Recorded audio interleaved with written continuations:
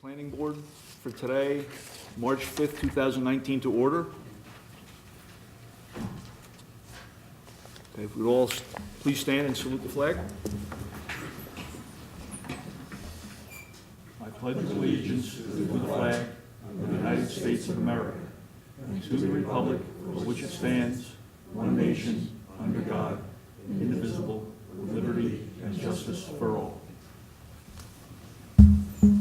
Adequate notice of this meeting of the Township Planning Board has been provided in accordance with the Open Public Meetings Act, at least 48 hours prior to the commencement of the meeting by permanently posting in the municipal complex and announcing the time, date, location, and agenda of this meeting.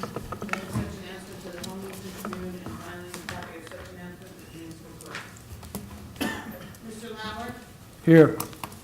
Mr. Lamakis, Here. Mr. Schmidt, Here. Mr. Pink, Mr. Luca, Mr. Renner, Chairman Marucci, Here. Ms. Terry, Here.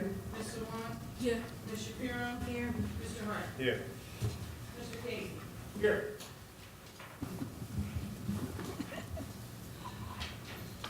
Okay, I'd like to remind everybody that we are being televised this evening, and we will be on camera till 10 p.m., and when the cameras go off, the meeting may still be in progress.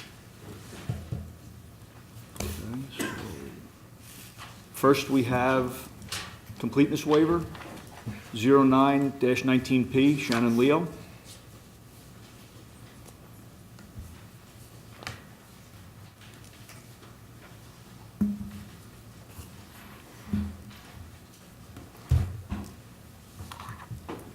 Good evening.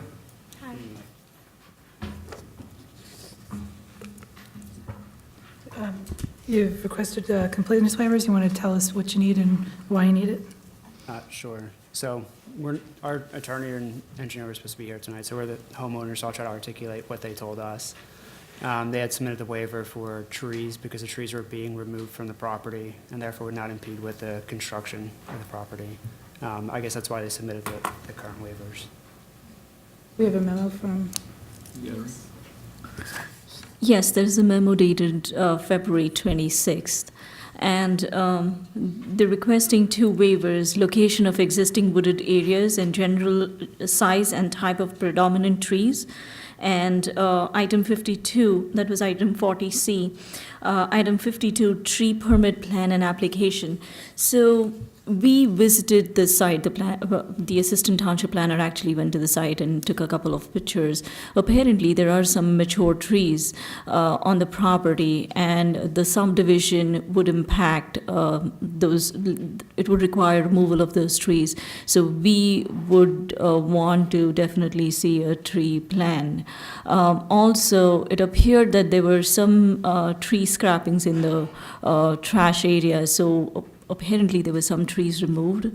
The township has a tree replacement ordinance, so we would want to see what is being removed and what is proposed through the subdivision. Okay. So to address both points, the one point being that there are tree scrappings. If you had seen tree scrappings, it was from the previous owner had stacked wood all along the side of the property. We tried to move some of it, and this is before we acquired the property. We tried to move some of it unsuccessfully. It's too heavy, and there's too much of it. So that would all be removed during, I guess, demolition, because they have the backhoes or whatever, the construction guys, and they'll move the remaining of it. We utilized a contractor to remove the trees. I'm not sure whether or not he pulled the permits. I don't know the sequence. This is the first time we've ever done this. But the trees are no longer on the property. So there's only one mature tree that would be remaining on the property, and that's in the back corner. So all these trees were removed before you purchased the property? No, after we acquired. So I guess you saw in between before cutting down everything. We didn't leave any logs or scrappings from the trees we cut down. The only tree scrappings that are there right now are because they're in the back corner, which the previous owner had. I think the issue is not the scrappings, but the removing of trees. And the township has an ordinance which requires replacement. So when I'm reviewing the plans, I would like to at least see like what type of trees were there, so that we could give it to Mr. Lavaro to review it and come up with a tree replacement Gotcha. schedule. So if the trees have been removed, because they have been removed, is that we have to figure out with the township, what is our actual options then? So has the root system and everything been removed? No. Okay, they so still then exist. there's a way then for your engineer to locate then sort of like the remains of the trees and kind of guesstimate what type of tree it was and what the diameter size is.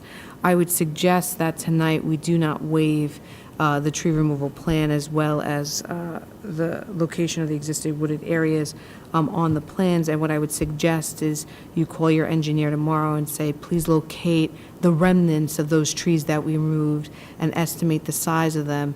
And then tomorrow we could work on making it right going forward. You still have to fill out a permit removal application. Gary Lovallo, our conservation officer, will go out and assess the situation and kind of give you an idea of what's going on. But that would sort of right the situation. Okay, will do. So are there stumps remaining? They are. Okay, so your engineer shouldn't have a hard time locating them No, he and should be able figuring out the size of them? Yep. The caliper of them? And perhaps some of the photos that were taken will help as well. Yeah. Okay. All right, so the recommendation is not to grant the waivers. All right, and Do we have to resubmit anything after that? Or do we just, you're going to submit the information they requested to the best of your ability, given the situation, and that'll allow you to move forward then, okay? okay. Okay. Okay. Anybody, board, have any questions?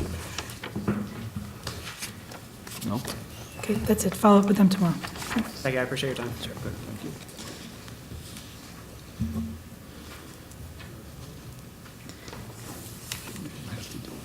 Minutes.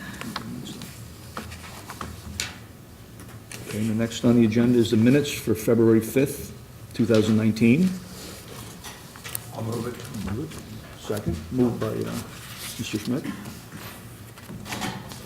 Second by Mr. Lenning. Mr. Lauer, Yes. Mr. Monahan, Yes. Mr. Schmidt, Yes. Mr. Lenning, Yes. Mr. Pick, Yes. Mr. Luca, Yes. Mr. Renner, Yes. Chairman Marucci. Yes. Okay. And then discussion. Okay, and the next is discussion on council referral. Ordinance number Ordinance. 2019-05. That's 05. I believe our planner is going to give us a brief update on that. Yes, so at the last meeting, I presented the proposed ordinance related to economic development opportunity zones. And similarly, I presented the proposed ordinance in front of the council last week, and they have moved it to the second reading. So they've referred it back to the planning board to determine if it is consistent with the master plan. And when I presented the proposed ordinance, I had mentioned that in 2017, when Old Bridge adopted its master plan re-examination report, one of the recommendations of the report was that the uses in the EDO zone be re-evaluated or examined to offer better flexibility and diversity, and that's exactly what we are doing here. We reevaluated the ordinance and looked at the permitted uses section and have created newer uses, or the proposed ordinance offers more flexibility in terms of the allowed uses. So it is definitely consistent with the master plan re-examined. So the board has in front of it a resolution, says consistent review of ordinance 2019-05. It may have a blank instead of the 05 on it because we didn't have the number until it was referred from council. Amending section 250 of the Land Development Code, including the EDO zone provisions of the Township of Old Bridge. And the resolution basically states what Ms. Sawant has just said, that the last re-examination of the master plan, September 22nd, 2017, called for the update and review of the EDO provisions, and that's what that ordinance does, and therefore the board deems it consistent with the master plan and recommends the governing body move forward with the adoption of that zoning ordinance. So that resolution would just need a vote from the board unless there's any questions. I have a question. Sure. Vina, I'm familiar with the only reason I'm asking about Route 34, because I'm a little more familiar with that area. What happens to existing businesses that maybe are not allowed, that are currently there? Will these new regulations hurt them in the future, help them? No. So the existing uses still remain. Under the current ordinance too, it doesn't say that it's not permitted. Those uses are still permitted. What this ordinance does is that there's one requirement that, like for example, the auto-related uses. So in the ordinance, we say that you cannot have another auto-related use within 1,000 feet, but that applies to newer uses. So if there is a vacant parcel and somebody wants to bring in an auto-related use, then it has to meet the conditions of that use, because it's permitted as a conditional use. But for existing uses, it really doesn't impact the use. It just has requirements. So moving forward, if somebody who has an existing auto-related use wants to make changes to the property, when they come in, they have to make sure that it meets the conditions of the conditional use. But requirements like having a fence, screening, outdoor storage are stuff that really applies. But the use, it will be an existing non-conforming use in that instance. Okay, thank you. No problem. Any other questions from the board? Someone want to move the resolution? I'll move it. I'll second it. Mr. Lauer? Yes. Mr. Mackey? Yes. Yes. Mr. Lenning? Yes. Mr. Pink? Yes. Mr. Luca? Yes. Mr. Renner? Yes. Chairman Marucci? Yes. See the next one. We have one additional item that's being added to the agenda. It's not on your list. This is the Old Bridge Entertainment LLC, major preliminary final site plan and approval with variances, application 40-18P, Route 292 Route 516. The board approved this resolution last month. However, there was a drafting error in condition number 2A at the very back. Mr. Hurd had asked that the driveway be 20 feet wide and remain 20 feet wide, and I had put 25 feet. And they can't do the 25 feet, so they're just asking that we correct my mistake and re-adopt this as an amended resolution. So the resolution will now be dated March 5th. Nothing else changed except updating that 25 to 20, which was what was requested. So if we could just get somebody to move the amended resolution for Old Bridge Entertainment. I'll move. Thank you. Move a second. Second. Mr. Luca? Mr. Lauer? Yes. Mr. Mackey? Yes. Mr. Schmidt? Yes. Mr. Lenning? Yes. Mr. Pink? Yes. Mr. Luca? Yes. Mr. Renner? Yes. Chairman Marucci? Yes. Thank you very much. Sorry about that. So next application we have is application number 45-18PA, Amboy Bank Administration Building, amended preliminary and final site plan. Just before we begin, just in case anyone's here on 3150 Bordentown Realty LLC, that is being transferred to the zoning board. I don't see anybody's here for that, but just want to put that on the record.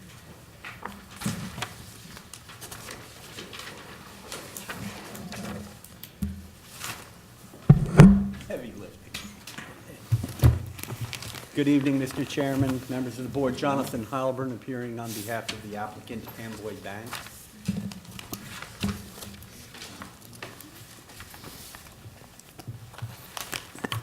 This application concerns itself with the parcel of property with which I'm sure you're all intimately familiar, which is the administration building of Amboy Bank, located on the southbound side of Highway 9. It is an application for an amended preliminary and final site plan approval with a variance with regard to the number of parking stalls and a waiver with regard to the dimension of some of those stalls. It also incorporates within it a variance with regard to what is presently, as of today, the required buffer from Highway 9. However, just for the record, the buffer that we provide in our plan, which would require a variance, is twice the size of the buffer that will be required after the adoption of your new EDO3 zone. You now want 75 feet, we've provided 50, and next week, you'll only want 25. However, for the record, a buffer variance is required as part of this application because the law that is in effect now requires a greater width than we are providing. The width that we are providing and the number of parking lot spaces that we are requesting and the waiver with regard to the size of those are the subject matter of the original application, which was heard and decided by this board in 2010. We received preliminary and final site plan approval at that time with essentially the same number of not essentially, with the actually same number of parking spaces that we are proposing this evening. That application further went forward, and in 2014, this board granted final approval of that application with the requested buffer from the highway, with requested to the number of parking spaces, and with the waiver with regard to the configuration of those spaces. The application, however, was different at that time. What we had intended to do at that time, and my numbers, I've written them down, so I think they're right, but my engineer will, of course, elaborate on that, and he'll be righter than I will be. But at that time, we had planned on adding a 15,590 square foot addition onto the existing building. That was granted by the board preliminarily and finally, as I said, in 2014. Since that time, we determined, however, that that was not in the best interest of the bank, and our engineer will explain to you why. And we have now sought an amendment to that application to get rid of the proposed 15,000 square foot addition and to construct a 13,290 square foot self-standing structure not attached to the present administration building at the southerly end of the site. And one of the things that you will hear during the part of our testimony this evening from our traffic engineer, and I believe it's been observed by your planner and your engineer as well, is that we have more than adequate parking on the site. In your engineer's report, in your planner's report, and in your traffic engineer's report dated today, they talked about, but you have parking on Amboy Road. People are parking there. There are cars parked on Amboy Road. The answer is yes, there are. We will explain to you why, but the why is simple. The parking at the southerly end of the site is much further away from the existing building and the existing building with the proposed addition on it.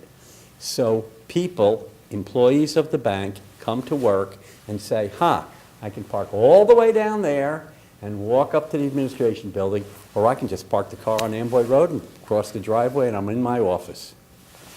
And that's what they do. So we, among other reasons, felt that it is in our best interest to have the new addition be separated from the existing administration building and move towards the southerly end of the site so that the employees who will be moved from the main office building now to the new addition or the new building to the south will have their own sphere of parking down there. It just simply makes good sense. There are other reasons, electronic reasons, that are well over my head as to why the addition shouldn't be added onto the building, and that is because it will disrupt the banking facility significantly because of all the underground wires and cables and other things that we presently have on the site that would be disturbed if we were to dig them up and build the addition attached to the existing building. We will be presenting testimony this evening from a number of people.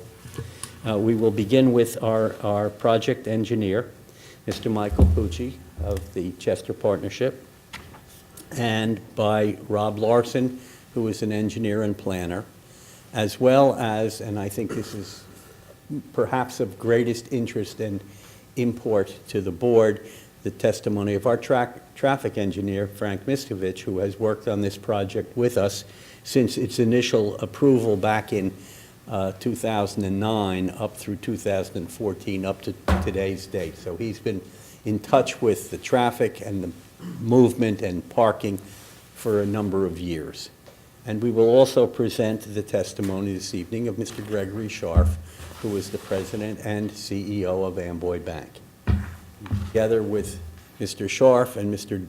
Daniel Incardone, who is also here, who is really the guy who supervises the construction and maintenance of all of the banking facilities, the administration building and the branches. And he will be also here to review with the board any questions that you may have with regard to the bank's operation. So with that, as an overly lengthy introduction, I'd like to call Mr. Pucci at this time.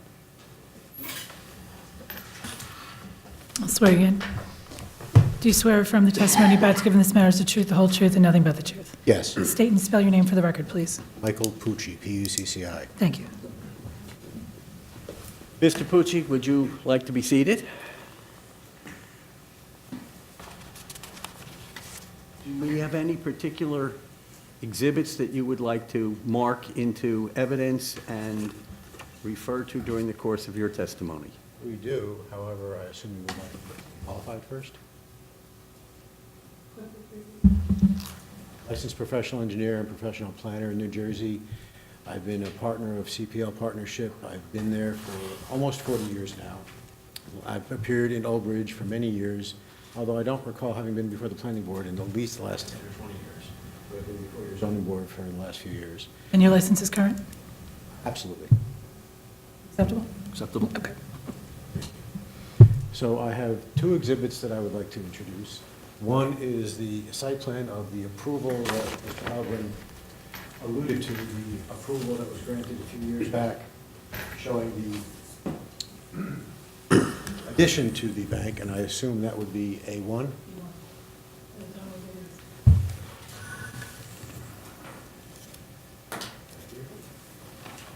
The second is a colorized version of the site plan that you have in the plans that were submitted to you, which is A2, and what we will be describing as the current application to build the standalone building.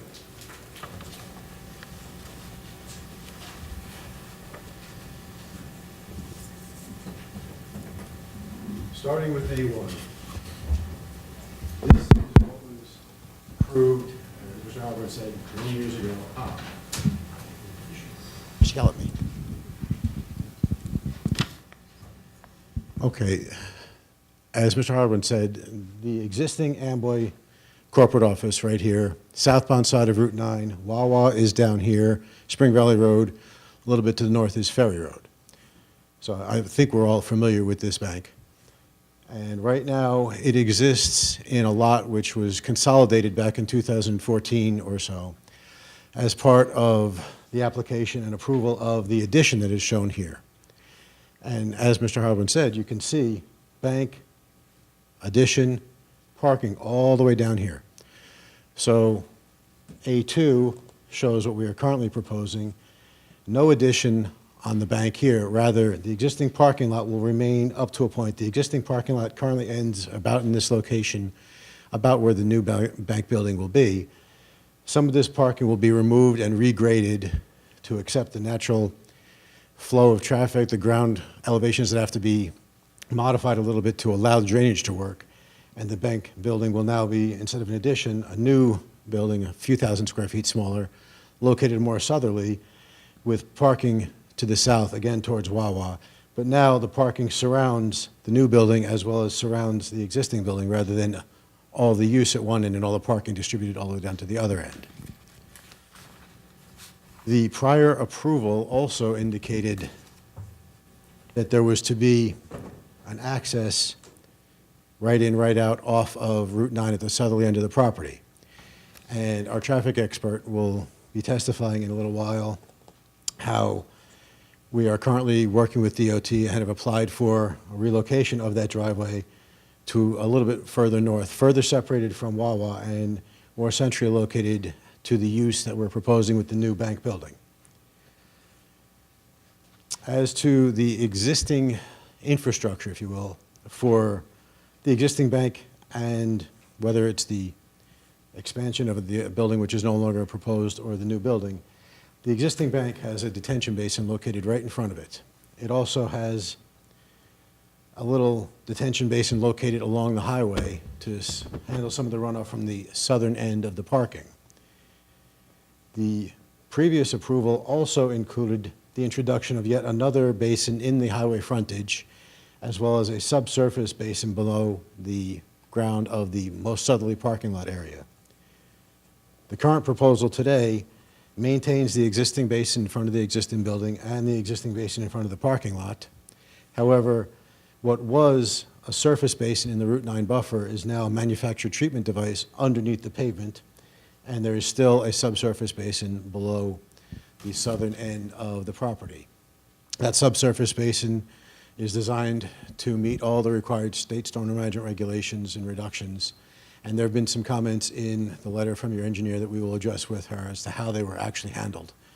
But the basin is designed to meet all the required reductions as necessary and still discharges to the same exact point that the prior approval had a discharge to. With regard to other potable water and sanitary sewer, they are to be provided from the existing lines within Amboy Bank. Now, one of the things that Mr. Harburn alluded to was stuff, he first described it as way over his head, but in reality it's way under all of our feet. The existing bank here has a lot of telecommunications infrastructure, fiber optic network, and other utility connections connecting the bank to all of its branches. And much of that is to the south of the building. So we've learned from Mr. Incardone, who manages all the facilities, that to put an addition in this area here would be very disruptive to the bank's operations.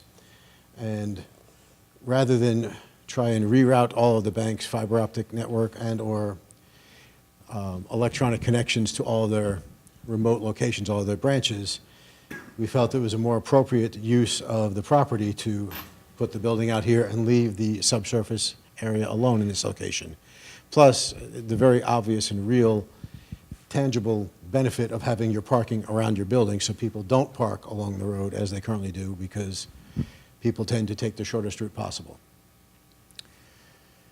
From the standpoint of variances and waivers, there are, as Mr. Harburn indicated, a variance for parking number or quantity. There's also a waiver or variance for a loading zone, which will be addressed by the project's planner and architect, not engineer and planner, but Rob, my partner, who will testify after me, is also the project's planner, and he can present, as will the traffic expert, the basis for not having a loading zone in front of the new building, but in reality, there's a loading zone in front of the current building today, and the main building, all the deliveries come to the main location, and they get parsed out to their sub-locations, branches and or this other office building. There's another waiver, aside from the parking stall sizes, the waiver for the light pole height. And there's actually typographical error on the plans that were submitted. They showed the light poles that are being proposed at 25 feet high. That is not the case. The light poles as proposed today are 20 feet high. Now that still requires a waiver from your standards because the height of the light poles is limited to 18 feet. We are proposing 20, consistent with what has already been approved and constructed around the existing bank and consistent with what was approved with the last approval of the bank when its expansion included the parking lot out here, which was still 20 feet. So we are seeking relief to allow the light poles to be installed at 20 feet high. Mr. Pucci, the buffer that we are requesting now is a 50-foot buffer where 75 is presently required, is that correct? That is correct. Proposed to be a landscape buffer? That is also correct. That is a buffer that was approved by this board at the time of the preliminary and final approval of the site plan for the, I'm going to call it the northerly addition to the building, is that correct? That is also correct, yes. Are there any buffers or waivers or variances that we are seeking this evening that were not previously approved by this board at the time of the initial approval of the addition? No additional waivers or variances. So those are all consistent with this board and its professional staff have already reviewed and approved. That is correct. The proposed addition, however, that we now wish to abandon was some 15,000 square feet, is that correct? That is correct. And the present addition, i.e. the new structure to the south, is less square footage than that which this board previously approved? It's 13,270, exactly, 13,270. Now, in your computation, however, of the parking requirements for this project, did you consider the basement area of the new building? It was considered, and I don't believe it was presented on the plans as being part of the requirement. There was a request to have it not count, but the planning testimony that I have discussed with Mr. Larson, who will testify shortly, does present to you the parking ratios afforded by the prior approval and the current approval with and without the basement. So to be fair, to look at all in, the existing building with its existing basement, proposed building with its proposed basement as a worst-case scenario, but there will be testimony provided describing the proposed use of not only the existing basement in the building today, but the proposed basement in the new building. You've had the opportunity to view the existing basement in the existing building, is that correct? That is correct. And has Mr. Larson had the opportunity to do so as well? That is correct. We'll elaborate on that during the course of his testimony. Correct. You had the opportunity to review the engineering comments of the township engineer in the report that has previously been given to us? I have. And can you tell the board, have you reviewed them and discussed them with our mutual client, Amboy Bank? I have. Are there any requests in terms of engineering modifications that the applicant cannot or will not comply with? There are not. I would say, in rough terms, there are no deal breakers. Everything can be accommodated and negotiated and provided to the satisfaction of the both engineer and planner, because it is one dual memo issued by both. And have you had the opportunity to meet with and discuss with Mr. Gary Lavallo, the township's arborist, some of the trees that are on the property? I have. Can you tell the board, if not specifically discussing any tree in particular, but there are some trees which Mr. Lavallo and you examined together, and those are under the ordinance deemed to be heritage trees? That is correct. How many of those are there? There are 5 heritage trees on the site.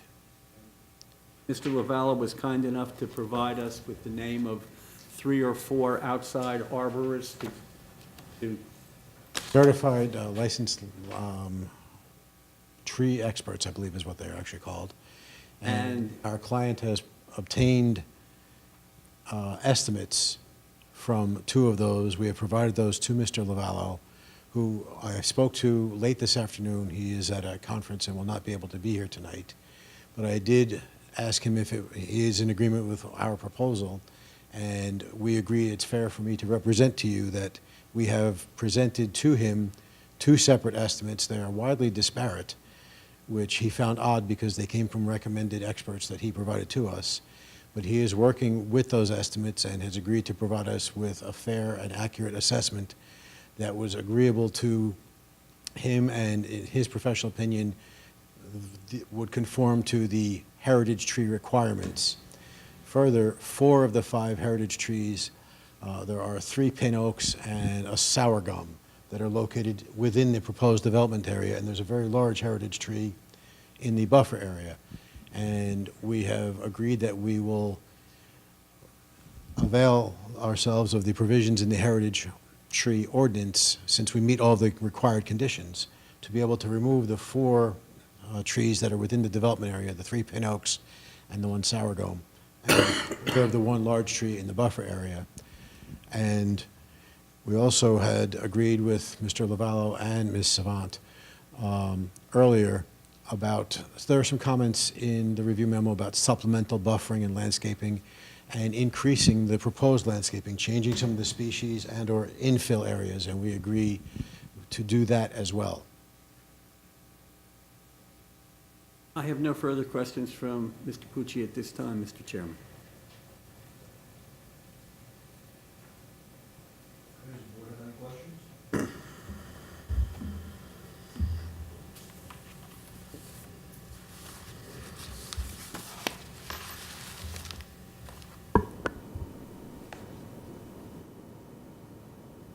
And any questions from our experts?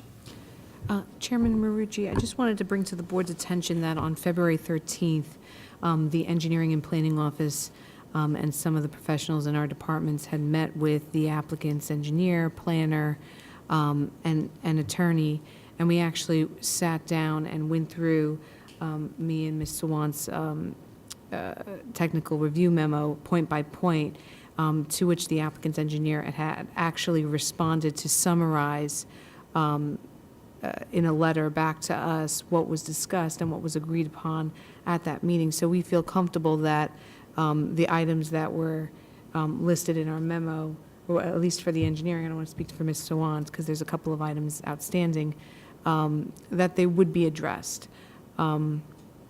There is a new memo that was issued today from our traffic consultant, Deanna Drum, and I'm going to save that for later for our traffic consultant.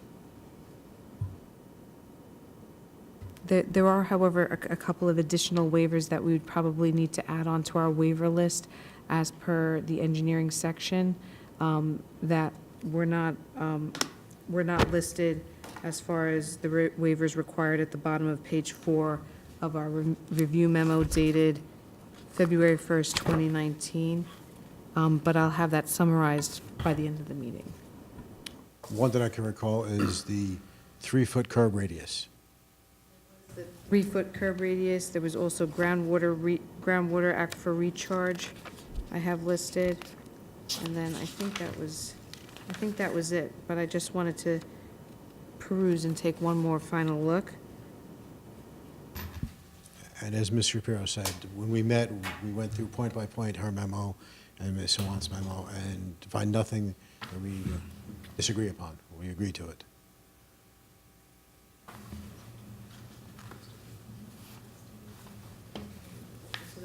So I think the only thing is the 3-foot curb radii where 5 foot is required, groundwater aquifer recharge, and then also the lighting, which is at 20 feet when it should be at 18. I did mention that one.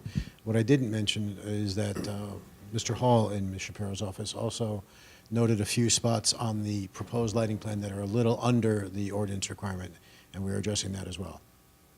So you're going to meet those, that's not a waiver? That's not a waiver, no.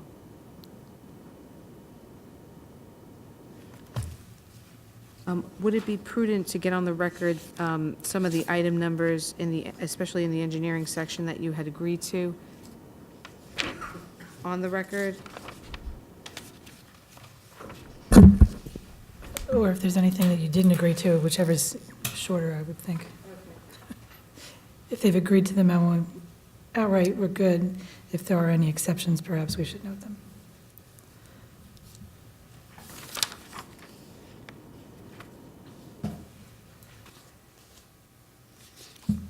Okay, I would then defer to Gary Lavallo, since we haven't heard from him tonight, and I didn't have a discussion with him on his recommendation going forward, because he was pretty adamant at that meeting about, getting the tree expert to sort of, look at the heritage trees on site. I think that was the only exception. The board can't waive compliance with the Shade Tree Commission, so that has to be done no matter what. So,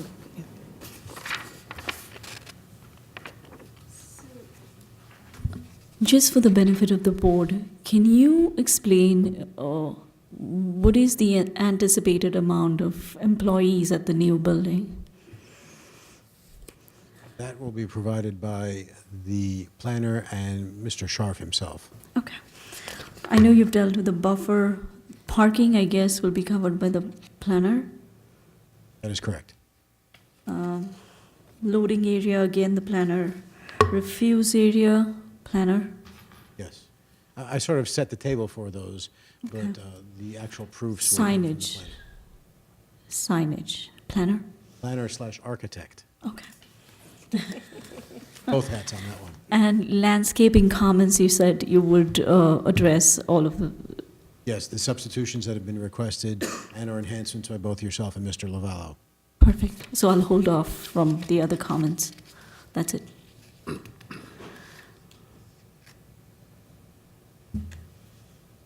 other questions? Not for this.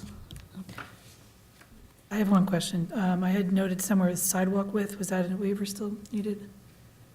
No, because They've changed they it. agreed to provide a 5-foot turnaround area as per ADA guidelines, so they're okay with that.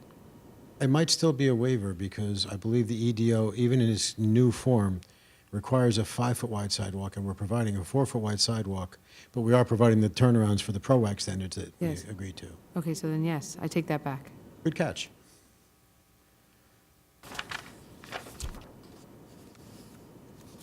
This might add parenthetically for the record, probably irrelevant, but the 5-foot sidewalk that we're providing is consistent with the zoning that is presently in effect as we speak, and was in effect at the time that the application was deemed to be a complete application. So the standard with regard to sidewalk width is presumably the 5-foot that we're providing. We are actually providing 4 in a couple of 4-foot that locations. we're providing Right, with you were turnaround. proposing 4, whereas the existing and the proposed EDO requires 5. Right. So it's a waiver either way. Okay, so that concludes your testimony. That's correct. Call your next witness. Mr. Larson.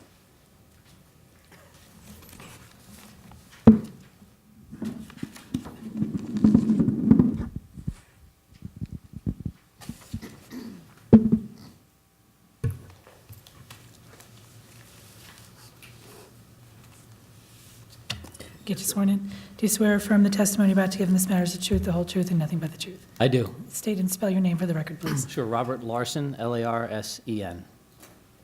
Would you be kind enough to give the board the benefit of your credentials as a licensed architect and planner? Sure. So I am a licensed architect and professional planner here in the state of New Jersey. I am a partner in the firm of Chester Palusis Lasowski. I've been with the firm for 20 years. I have appeared in front of this board as well as your zoning board many times in both capacities. Okay, acceptable. Thank you. Mr. Larson, the exhibit that you have taken there, which I'm going to request be marked as Exhibit A3, would you describe that, if you would, for the board?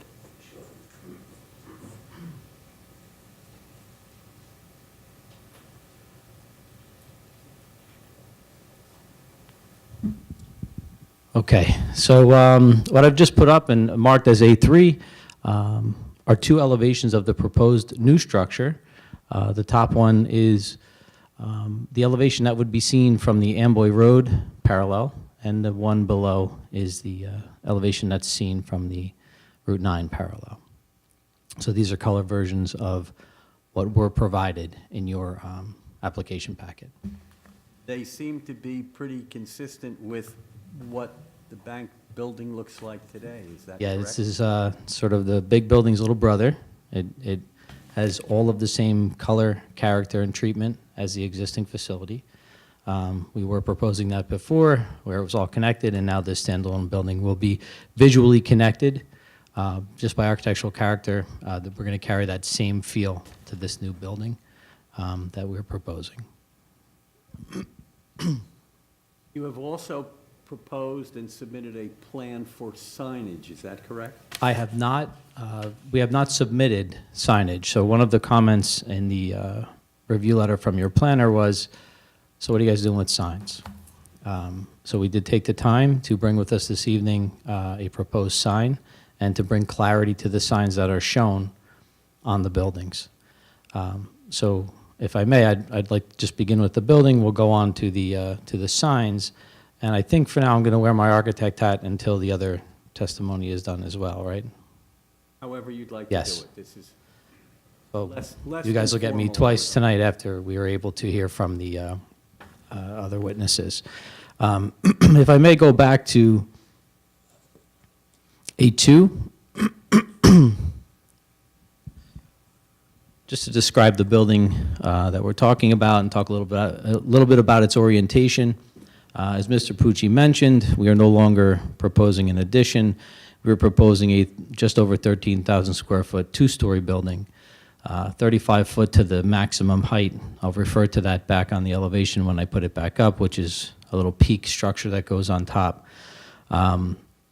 There is a access off of Route 9, sort of comes right along the edge, the southerly edge of the proposed structure. The main entrance to the building is here to the west, opening with sidewalk access in either direction. Again, the point is everybody's parking around it, able to get in here.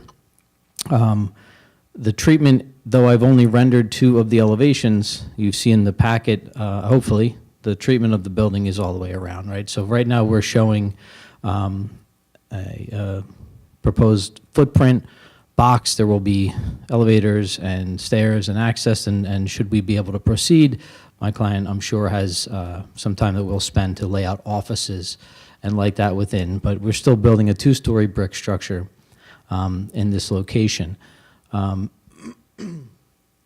Just to speak to the basements for a moment, I'll speak to that, from a planning standpoint a little bit later, but right now we are proposing that this building has a basement. The existing structure does have a basement. It's calculated at over 35,000 total square feet existing. Over 11,000 square feet, or just under 12, is in that basement. I believe Mr. Scharf is going to talk a little bit more about that and the needs of the bank, but currently there's a vault, building services, IT, a bunch of stuff that's down there, storage, as well as some employee, I think an employee lunchroom and some other employee activities that are down in a small area. One of our goals here is to let this new building act to grab some of those uses and some of what they're using in the basement now to be in here, as well as, again, you're going to hear this from Mr. Scharf, office layouts change over time. I've learned this in my own office. Big open, individualized offices, right? So part of the renovation of this existing structure is going to be, I think, bringing online more individualized offices, which is going to then move people over here as well. One of the points I'm trying to make to the board is this is not an expansion to acquire a significant amount of new employees. This is to really take a lot of what they have and more comfortably live within the needs that they have. You'll also hear about storage, and while all of the deliveries will continue to come to the main building, they have a tremendous need for storage. It's true in the branches we've done, it's true in the new building.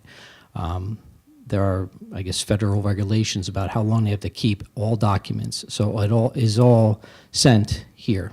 So those basements are useful to us from a standpoint of this bank. So I just want to be clear that we are proposing that this have just over 6,500 square foot basement.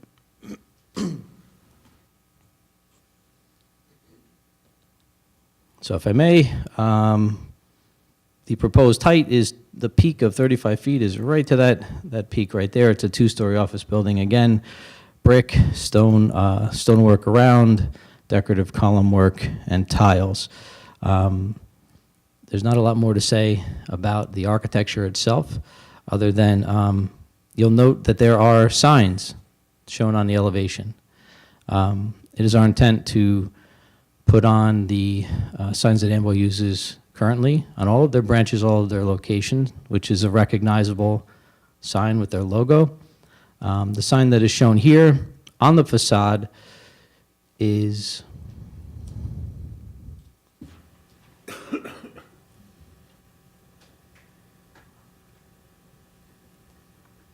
27.3 square feet, which is permitted to be up to 15% of this total facade area. And I think it's pretty clear that the size of that sign is nothing near 15% of the facade. So I feel it's a compliant sign. I believe it's a, yes, a 2-foot-high letter.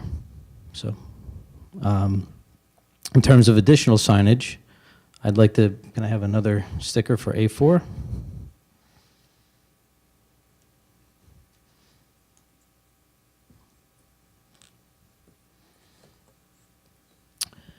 A4, I will identify it is titled with 2 images. The top title is monument sign, the bottom is building mounted signage. So the top sign is new to you. This is what we were proposing, and we would ask the board to consider that we could place a single monument sign at the entrance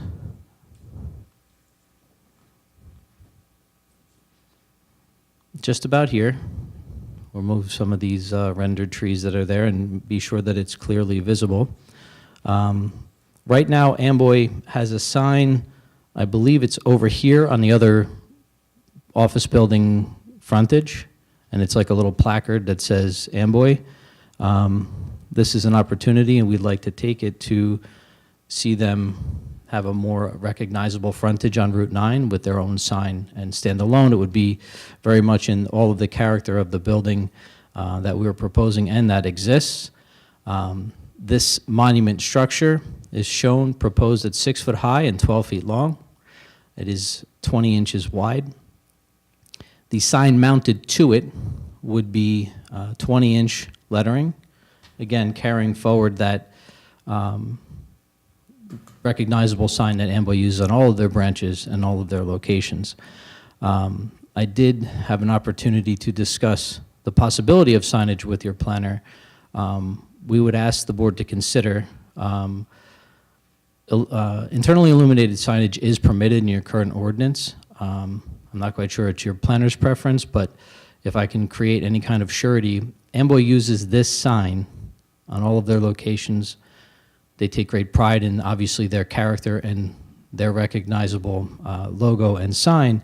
This is not something that they would allow to deteriorate to become a negative sign. It's something that they use everywhere. It's on our own building. My office happens to be above an Amboy Bank, and it is one that they would like to continue to use, that internally illuminated sign. Again, we were happy to discuss it further. We are proposing this in front of you tonight, but that is what we're offering. We're asking the board to consider. I believe the area of that sign lettering would be 16.1 square feet, and if I'm not mistaken, the freestanding sign per your ordinance currently can be up to 144 square feet. So it's, though it's an attractive, I feel it's an attractive monument, the sign is nowhere near at its maximum allowable size. Mr. Larson, the Exhibit 3 shows the front and the back of the proposed new structure as being brick. Is that carried around to the sides as well? It is. You know, again, that same character, you can see it, I believe, in the black and white version, but you know, the character that is currently carried around the existing building will be continued around this building as well. I have no further questions for Mr. Larson. At this point, I will recall him as a planner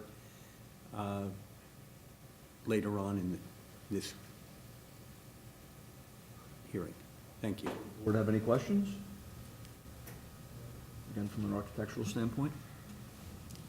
Mr. Lauer? Mr. Larson, do you have any concerns with putting a cellar on that property, with that building, as far as a water table? To my knowledge, no. There, any water concerns, we would do waterproofing, and I actually had consulted with the construction folks that they would be comfortable with the basement they could construct on this site. Well, the reason I ask, because an application across the street on Amboy testified before this board that the water table was 3 foot below the surface. And that's the only reason I'm asking. Understood. I know, I can offer no further response than I actually asked the guys who are going to build the building, and they said they have a level of comfort building the basement here. Okay, thank you. Any other questions? Kelly? Nicole, I'm sorry. I did have a conversation with Mr. Larson regarding the sign, and the original proposal was for a much larger sign. What you see is something which we discussed, and they have reduced the size. One of the comment I had was the internal illumination for the sign. I'm also working on the signage ordinance, and that is something the committee or the team has been discussing. What happens with internally illuminated signs is that maintenance becomes an issue. If it cracks, it's the chances that they deteriorate are much higher. But I do understand that it's a branding requirement. That's how Amboy Bank advertises it. So and the ordinance doesn't really require an applicant to have a ground-mounted or a halo lighting for signs. So I'm perfectly all right with the internal illumination. However, the sign, there are 2 additional variances that are triggered by the sign. One is that the ordinance requires that freestanding signs be limited to 50 square feet. Again, the signage ordinance is, I think it needs a little bit work and cleanup. It's quite vague. So it does not really specify how the signage area is calculated. And typically, when it's a wall sign, we draw a box along the lettering, and that becomes your sign area. For monument signs, typically, we just take the height and the width of the sign, and that becomes your sign area. I think based on what is proposed, it's going to be 72 square feet, which exceeds the 50 square feet limit. And so they would require a variance from section 250-52C2. And the other variance would be for the wall sign itself, because the ordinance does not specify that per street frontage you could have one wall sign. It just says that one fascia sign is allowed, and that would trigger an additional variance, and that's 250-52C1. And that's pretty much it.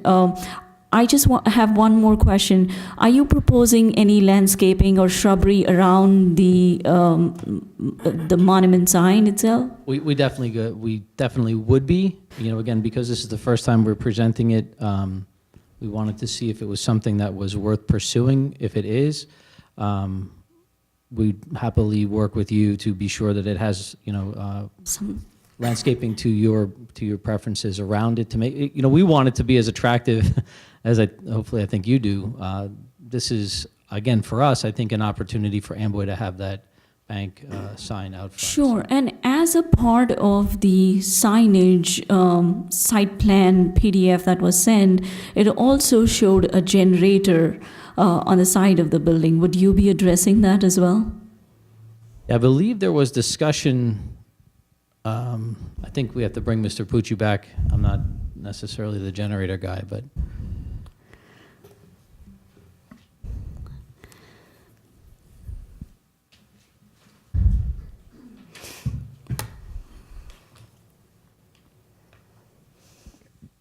Referring back to A2, and yes, I've been accused by Ms. Shapiro's child of being a sneaky sneak, because we did put this little generator request on the sketch that came in with the signs.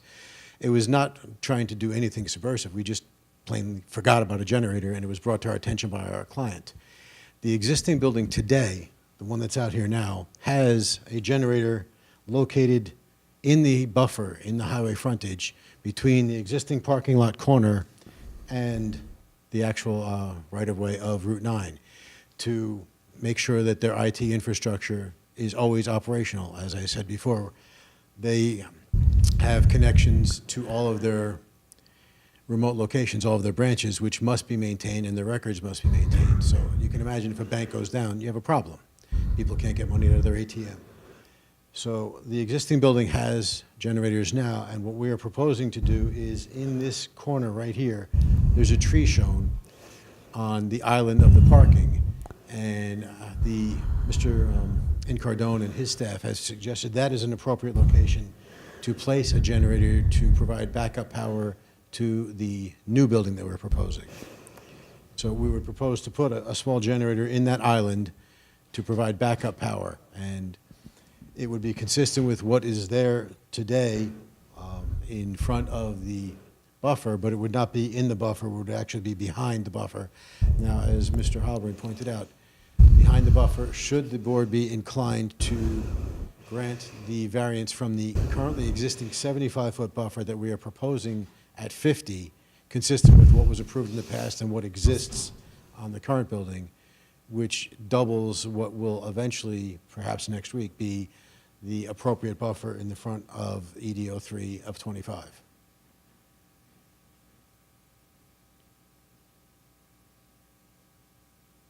Any other questions or? Comment. So when I saw that generator, I went and reviewed. So one of the requirements of our LDO, Section 50, generators are treated as accessory structures. They're not permitted in the front yard. They are permitted in the side yard and the rear yard. This proposed generator is within the side yard. But because it is visible from the street right away, I would recommend that you have some shrubbery or a fence around the generator. That's perfectly acceptable. Perfect. So that's it. That's it, okay. Any other questions from the board? Sure. Mr. Lawson, I'm a little confused. You're now saying it's a 6,000 square foot basement, not counting the 13.2? So you'd be 19,000, almost 20,000 the building? Yeah, that was actually shown on my floor plans. So there's 6,577 square feet, 2 floors up, basement down. Basement now might be for human occupancy too, instead of storage? No, there is no intent. What I was stating is that the current basement has some employee use, and it is our intent to use the basements, both buildings, for storage. So when I mentioned human occupancy, I was saying we're trying to get the people and the things that are used by people out of the existing basement brought into the second floor or first floor of the proposed building. So you're gonna bring the level of the ceiling down in the new basement? So you can't put people in it? That was not a proposal at this time. Well, what I'm asking you though is if you don't, then you could put people in it. If it's gonna be for storage, then you should make it storage height. If it's not gonna, it could be either or, then it really should count to the whole building and not sorta a storage. If you're gonna make it storage, make it storage. If you're not, then it really should count as the whole building because you could occupy it. And that's gonna kick in the sprinklers for every part of the building, not just a storage basement. I totally understand. I mean, I believe it was our intention to sprinkler the whole thing anyway. But I think it should be said that it's not just a storage basement. Well, in terms of, Difference for occupancy of a building. If you're gonna count it, then you gotta count the whole building for the occupancy level. absolutely, well, but our, I'm not trying to. no, and honestly, from a building standpoint, it will be sprinklered, meet code, egress, the whole deal as if it needs to by the building code. For the board's understanding, what I was trying to say is, really relates a lot to the parking, okay? So we are we're going to speak to that the total of all building, all basement, all everything is 54,000 something. If you take that and divide it by 198 cars, I'm going to be requesting in a moment a variance for one space per 277 where one per 200 is required. We do not currently use the majority of the basement. It is not this client's intent. They've been in town for 100 million years or whatever they've been here.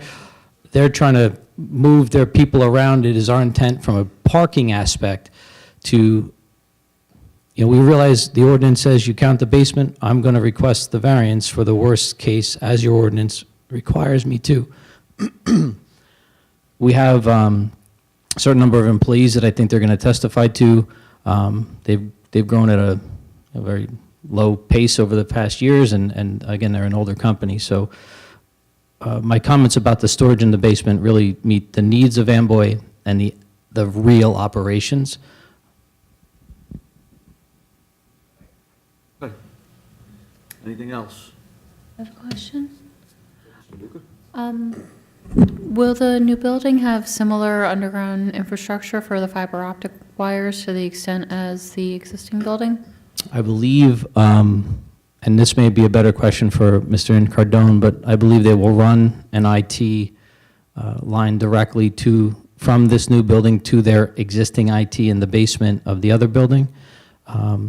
The generator electricity that goes underneath there, so we have a generator here, and then we have an electrical main that's here. So those wires are running there. In this situation, if the generator is sitting here, it would be much more proximal.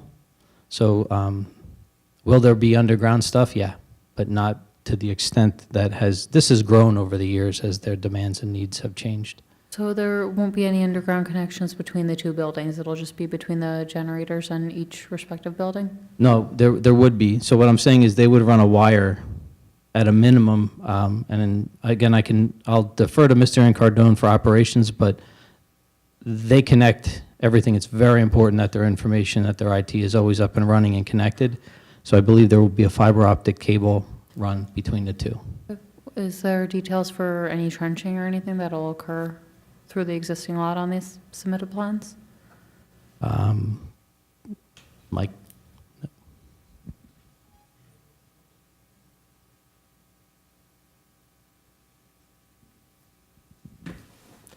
There are standard trenching details in the plans for utility connections, which would be far in excess of what is needed for a conduit, but they would still apply. So there will be a conduit trenched between the two buildings to allow for such a connection. Thank you. Okay, anything else from the board? Okay, Mr. I Payne? just want to make sure I understand something here. It said, proposal is for construction of a new 13,270 square foot building with 6,577 square foot unoccupied basement space. I just want to verify, is it going to be a total of 19,800, or is it 13,270 that, with the basement, that's included, the 6,577 is part of that 13,000? It is cumulative. It is the 19, so the total proposed new area of construction will be 19,847 square feet. Basically, you can do anything you want with that bond. It may, at some point, serve your purposes to bring in more employees that you will be adding. Have you taken into consideration how much more parking space if you have to expand? So I can tell you that we have had lengthy conversations about this basement, realizing that basement's counting towards parking, again, for our own building over on the other side of Old Bridge. We're part of the discussion. Again, I'll let Mr. Scharf expand upon this, but they don't have a heavy employee growth proposed. They do have a very real need right now for the storage of things, bank papers and other, I guess, bank records. The parking on Amboy Road, I've stood there and witnessed it myself, is I'm lazy, people are lazy, right? We walk as close as we can to where we want to go. So a lot of the cars that are here are people who are parking here and walking in because they don't want to park here. And now they're going to be able to park right around that door. Again, in my opinion as a planner, significantly reducing the likelihood they're going to park out on Amboy Road. In terms of increased demand, I have a huge amount of professional comfort with the operations of my client, which is they've grown at, you'll hear, at a very modest pace. They have very specific needs, and they have very specific known uses of the space that they're proposing. So I don't know, I cannot speak to the possible future, but I can only tell you they've been consistently the same for many years. I would expect them to be the same going forward. Okay, anybody else? Okay, that concludes this testimony. Yes, sir, at the moment. Okay. Mr. Miskovich. Well, actually, before I get to you, Frank, if you don't mind, Mr. Incardone, maybe you can clarify some issues that have been raised that are worthy of discussion, and they will also be important as part of Mr. Miskovich's testimony and Mr. Larson's testimony as a planner. Do you swear or affirm the testimony you're about to give in this matter is the truth, the whole truth, and nothing but the truth? I do. State and spell your name for the record, please. Daniel Incardone, Incardone. Thank you. Mr. Incardone, you are an employee of Amboy Bank? Yes, Director of General Services. And for how long have you had that position? Approximately 14 years and 3 months. And what does that position entail? Well, it entails contract services, construction, overseeing construction of bank buildings. Like I said, contract services, janitorial, maintenance, repairs to all our equipment, vaults, anything. Well, our motto is we don't touch the money, but we do everything else. So in the present building, there is a basement. Yes. And can you tell the board, in the present building, how many square feet that occupies? 11,560, I believe, for the basement. Now, in my notes, and they were based upon a discussion that we've had in preparation of this hearing and the design of the building, we talked about what is the present basement utilized for? Primarily, 51% of the basement is storage of bank records and security items, supplies, which we send to the branches. There is a lunchroom down there for that building, which we're trying to get it out of the building. My department is down there. Another department, Bank Secrecy Act, is down there. Our mailroom is down there. So what we're trying to accomplish is to get all these people out of the basement, use that basement for storage, and,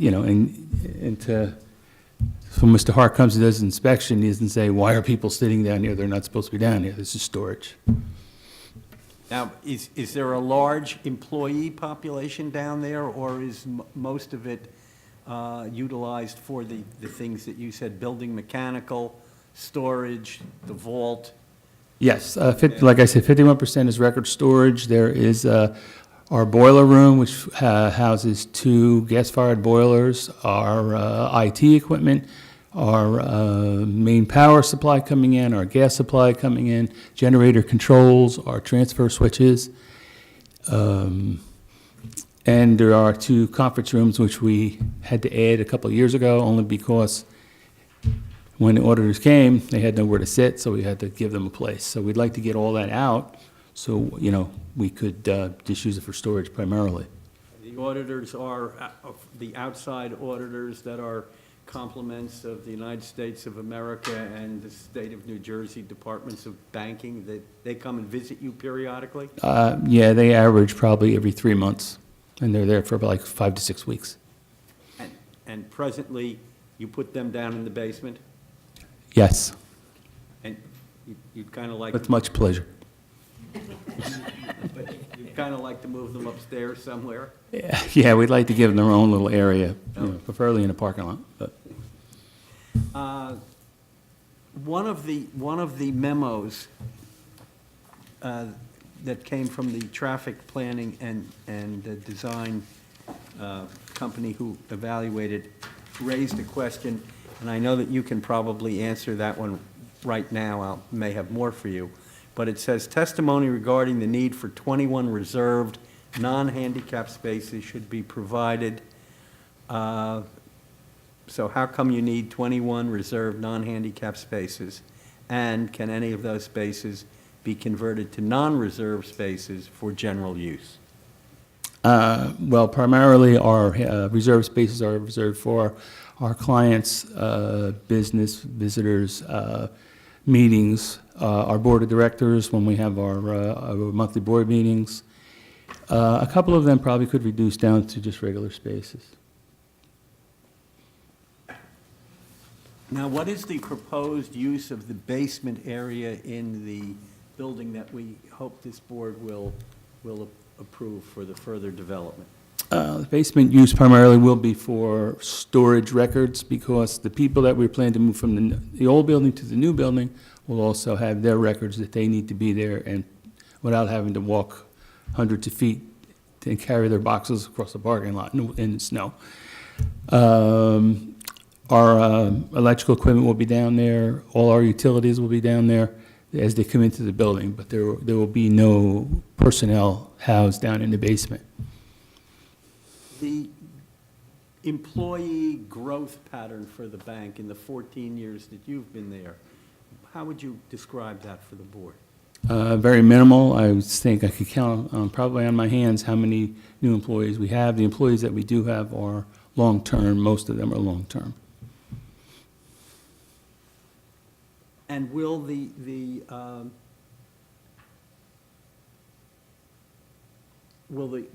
construction of the new addition or the new structure obviate the need to dig up electronic equipment that is presently buried in the area where we had originally contemplated building an addition onto the existing structure? No, will not. All our main three-phase electrical lines, our gas lines, our communications from the Route 9 all come through that one little strip on the southern end of the building. And if we did attach to the building, all those would have to be relocated, because the code says you can't build a building over your utility lines.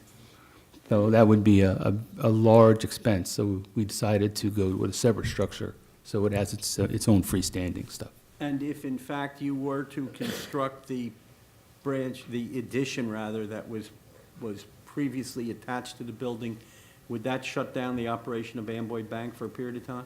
Yes, it would, for weeks. All our ATMs are controlled out of our original building now. All our servers are up on the second floor in the server room, which is all our transactions, our ATMs, communications, our phone system. So that would put us out of business for quite some time, probably close to 3 to 4 weeks. And that is something that I presume the Department of Banking and Insurance of the state of New Jersey and the United States Treasury would not look kindly upon? I know, they would frown on it very much. I have no further questions for Mr. Incardone at this time. Okay, does the board have any questions for Mr. Incardone? No questions? Okay, thank you. Mr. Gregory Scharf, please.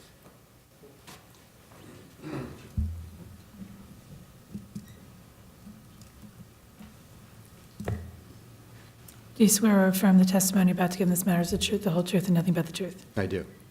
State and spell your name for the record, please. Greg Scharf, SCHARPF, Mr. Scharf, what is your profession or occupation? a community banker. And you are presently the president and CEO of Amboy Bank? That's correct. And as I understand correctly, that bank has been with us since 1888? 130 plus years, yes. Not as long as Old Bridge. And I feel like I've been here since its inception. Would you describe for the bank for the board, if you would. What is the present employee population of the bank? Sure, in the branch administration office, we have about 160 employees. And how long have you had a range of employees that's close to that number? It varies over time. I would say when we first moved to the building in 1996, we brought over 130 employees. So between 1996 and today, we've grown to about 160, so about 30 employees over the 20-year period of time. Over 20 years. And do you envision an employee growth rate any greater than what you have historically established? No. The purpose of the building is not to either consolidate any outside groups or acquire new groups. The purpose of the building is simply to address current employee totals that we have today. I think our employee growth, my expectation would be on the same trajectory that we've described, between 2 to 3 net new people in any given year. Presently, Mr. Incardone testified as to the use of the basement area and prospective changes with regard to the office, for want of a better word, setup for your employees. What changes are you seeking to achieve by reason of this new addition? Sure. I think we've been coming across really 2 issues over the past couple of years. One has been on the storage side, and the other been on the people side, really the floor plan aspect of it. And what we're seeing within our business, more the people side, is when we came over in 1996, we were probably 70% operational people and about 30% professional. I would say the numbers are reversed now. I probably have 70% professional and 30% operational. And the difference that we're experiencing is operations, I might have a table like this, and I could have 4 or 5 people, and we're stuffing envelopes, or we're doing something around paper, and as a group, 4 or 5 people would take up this kind of space. What I'm seeing now is, as we move to professional, you need a cube. They'd really like an office. We need conference centers, conference rooms. And so the type of business that we're doing now within the building has changed dramatically, really over the past 20 years. And that's kind of what we've been bumping up against, is how do we think about these floor plans, and we've kind of been moving around. And so to me, there's 2 parts to it. One is how are we addressing today's issue, and then the second part is what do we think it's going to be, what do we need to be in 5 years to be successful in attracting and retaining people? Because what are the types of people we're going to hire? And I believe it's going to be more professional than operational. And what is the environment that they're going to want to need going forward?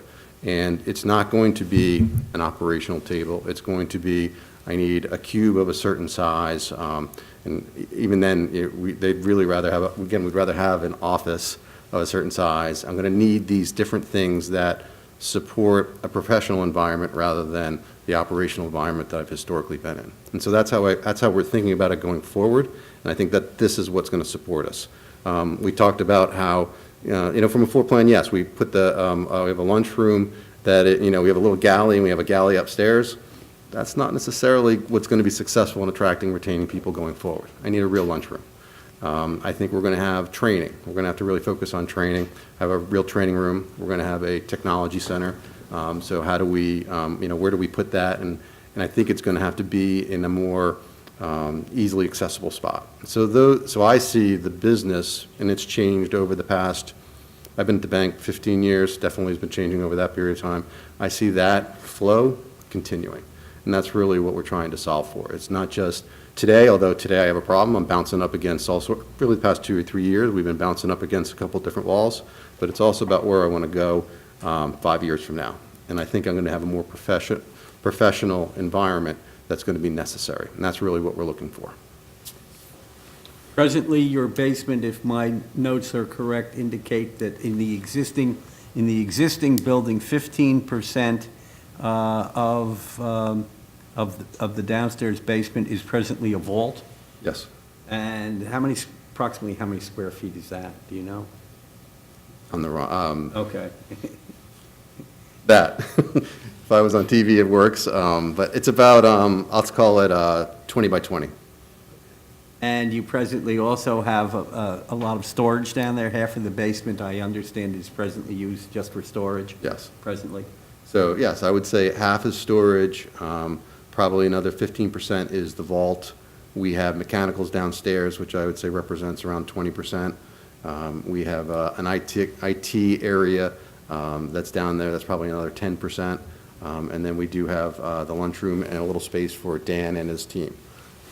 And you also, I believe, have a training room down there? Yes, And that's where you put the auditors when they come to visit you? yes.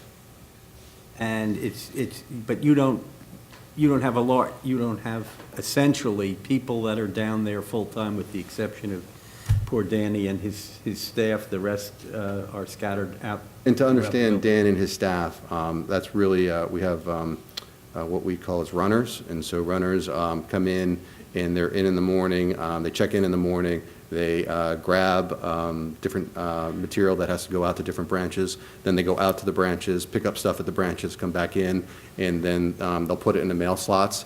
And so their job is not to be in the space itself. It's really a place for them to check in the morning and come back, do any mail stuff that needs to be done, and they work from 9 to 1 effectively.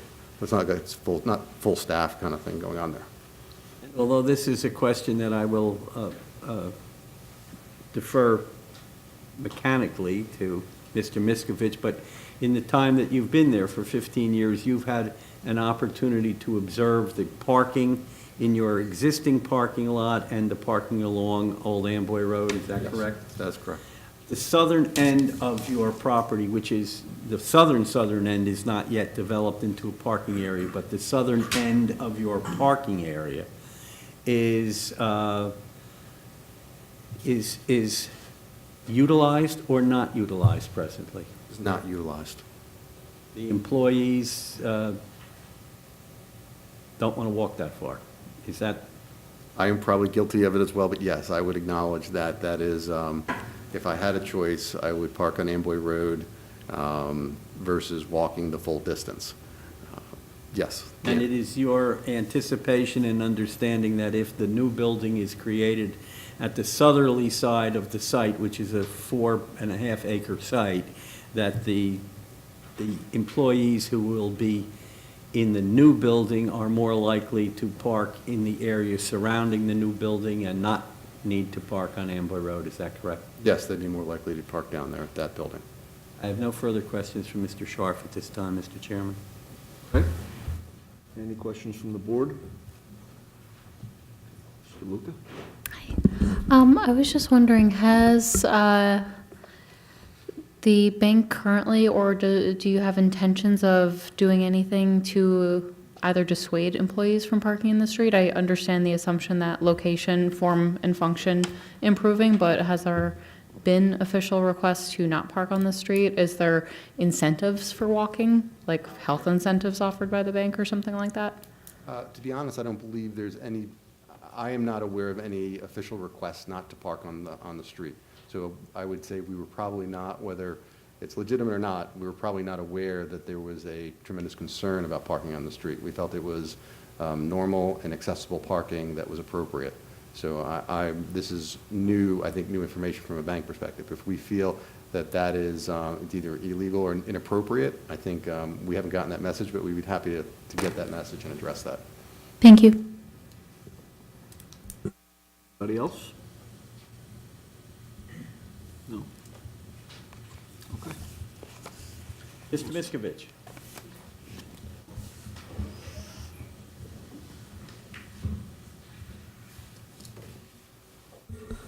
You swear or affirm the testimony you're about to give in this matter is the truth, the whole truth, and nothing but the truth? I do. State and spell your name for the record, please. It's Frank Miskovich, it's spelled M-I-S-K-O-V-I-C-H. Thank you. Mr. Miskovich, what is your professional occupation? I'm a professional, well, I'm a licensed engineer in the state of New Jersey. I've been licensed since 1976. I'm getting up to my 50th year in civil engineering, probably 40-plus years serving in the area of traffic and highway engineering. I've appeared before this board before and the zoning board, but I think more importantly, I appeared on this application back when the building addition was proposed and when we did the minor subdivision last year. Okay, very good, thank you. Mr. Miskovich, would you share with the board your findings with regard to the proposed development of the site, particularly with regard to the issue of the adequacy of the parking that is proposed? Okay, well, I will address that, but also for the board's information, there is comments raised by your, I guess, traffic consultant in the memo I just got this evening that talks about our traffic report and the DOT permitting that I can go into. But I think the issue that we're really looking at tonight is the parking variance that we're seeking. And if I may, let me just refer back to Exhibit A2.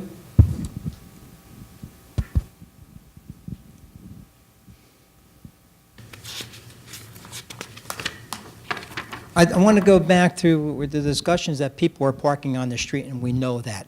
We've done parking studies since probably 2008 that looked at parking on-site that also counted the cars that were parked on the street. And it's been indicated that the parking on the street is really in close proximity to the building entrance. And when I look at this site, and if you know the site, the parking that's furthest away from the existing building to the south is over 200 feet away. It's almost 300 plus feet or so. So all the parking studies that we've done shown that the parking area that is really being utilized is all within about 200 feet of the building. And then you have the spillover onto the street, which people are doing. This plan kind of spatially distributes the parking throughout the site. The parking will remain, in essence, where you see the majority of the parking that's occurring now. The new building will now have new parking all the way around it. And quite interesting, if I measure from the building entrances, almost all the parking is within 200 feet of each building. So what we've done is taken that distance and distributed between the two buildings so it's more attractive to park closer to the building. We don't need the on-street parking. However, to address that parking concern, that's really a matter for the town council and the police, that if they feel in their judgment that parking should be restricted, that's really up to the council to go forward with it. We do not need it. I think with this plan, we've distributed the parking between the two buildings so it's much more usable and more amenable to park closer to the building. There is a little bit of history on this particular site. We've been involved since 2008, and we've been looking at parking at this site since that time. We've done studies that we've counted from about 10 a.m. to 2 p.m. We've summarized the number of cars parked every half hour during those time periods. And what we found in 2008 is that the parking ranged from any one half hour from 103 cars parked to 114 cars parked. And we had 148 spaces. And that 103 to 114 included cars that were parked on the street in front of the building. So we've included that into the counts. When we came back for the building expansion back in 2010 or so, we did another updated study. We found that things were fairly consistent with what we did in 2008. I think what more importantly, when we were here last year, when we did the minor subdivision on this property, we updated those parking counts and the surveys to see if there's been any substantial change when we did the original survey. And we did them at the same time periods, from 10 a.m. to 2 p.m., recorded every half-hour period. And what we found over the 4-day period was that we went from about 102 to 123 occupied spaces, including what was on the street. There's about 8 or 9 that park on the street in front of the building. Again, that is substantially less than the 148 that were existing on the site. Not much change from what we did back in 2008, so we felt comfortable that there has not been much growth as far as population in the building, but the parking demands have been fairly consistent. With this current application, we had the opportunity to go back early February, and we did a couple of spot counts, kind of 2 p.m., 11 a.m., 12 p.m. And what we found was it ranged from 109 to 113 occupied parking spaces. including lots on the street. Again, less than what the 148 are there, but still all consistent over the years. So we felt comfortable that using that historical data as a basis to project forward was a reasonable assumption to take. And I'd like to point out too, we're not talking about a generic building that we don't know what the use will be. This use has been here for over 20 years. They've had historically about the same number of people. You've heard 30 people over that 20-plus year period. But the parking demands have been fairly consistent. So I think using that historic data and the rates project to the new building is very reasonable. When I do that, and I applied it to the entire building, including the 2 floors and the basements, 19,000 plus square feet, we were projecting out a peak parking demand about 156 to 177 occupied spaces, much less than the 198 that is there. So we felt that the variance request that we're looking, and I should back up, the requirement is 277 parking spaces by ordinance. We're asking for 198. That's, I can't do the math right off my head, but it's substantial.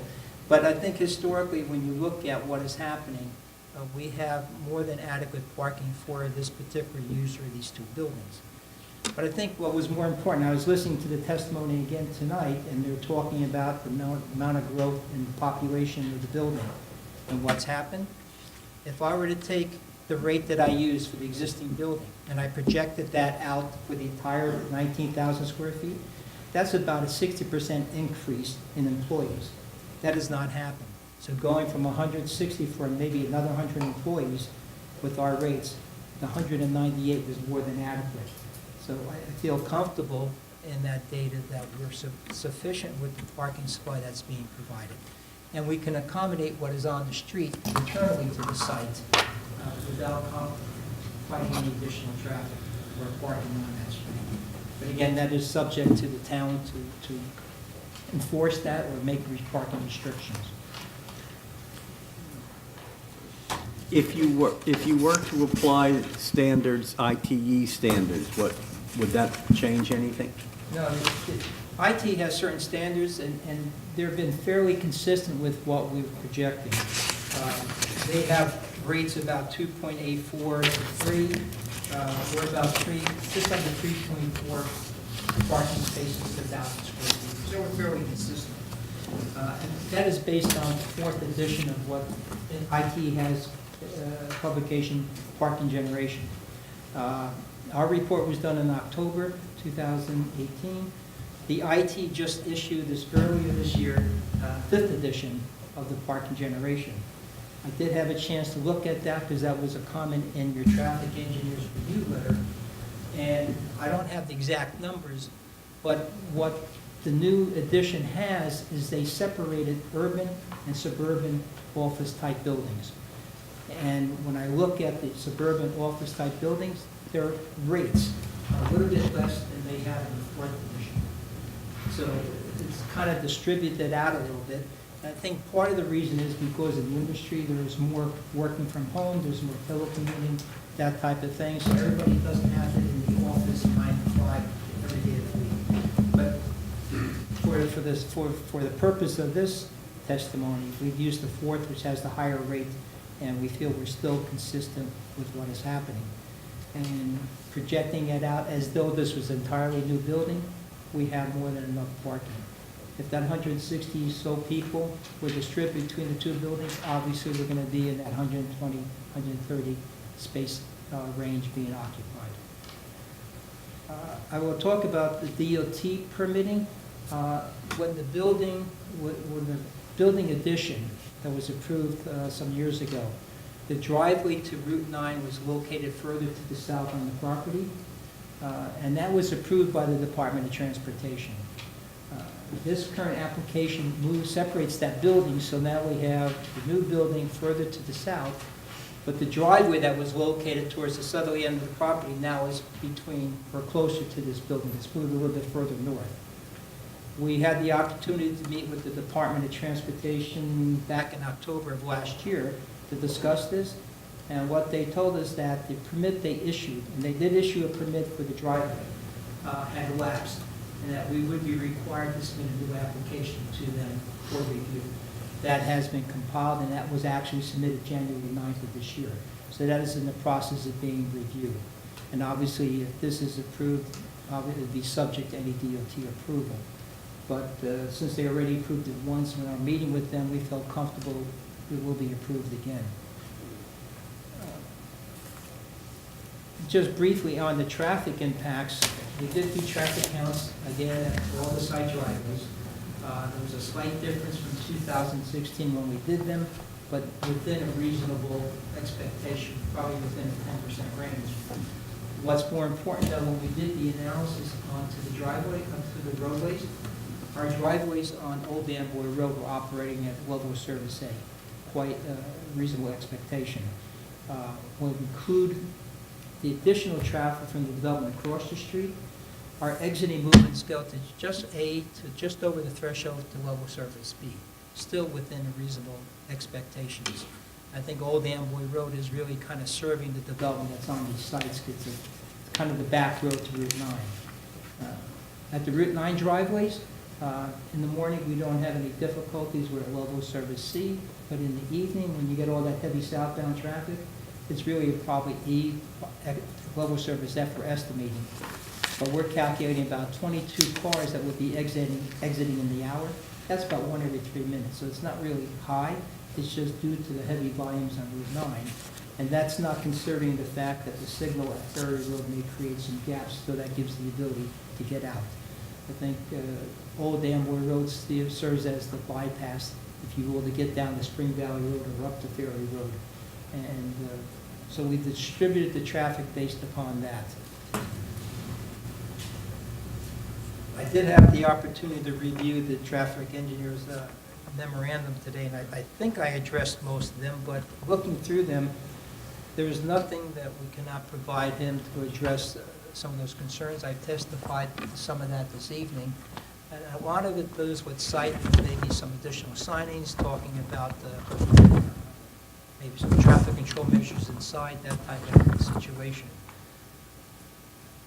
We are asking for a variance to allow 9 by 11 foot parking stalls. The majority of the site, well, all the site today has 9 by 11 except for the handicapped accessible spaces. 9 by, 9 by 11, I'm sorry. 9 by 18. there were smart cars? That's small car. Motorcycles. I'm sorry. Yeah, 9 by 18 foot stalls. Basically, within the parameter where we have that 80, where everybody's parking now, they're all 9 by 18 stalls. We're going to have that continued with this site. Primarily, number one, most of the parking is on the perimeter, so we have landscaping at the head end of the parking, which allows for, in essence, an overhang of the vehicle onto that spot. The other reason is it's been working quite satisfactorily with that stall size, and it's not a high turnover. The people come here, they're parked, and the duration is a day. So once they park, they're there. 9 foot wide has been an industry standard for years, and I think it still functions in here with this type of operation.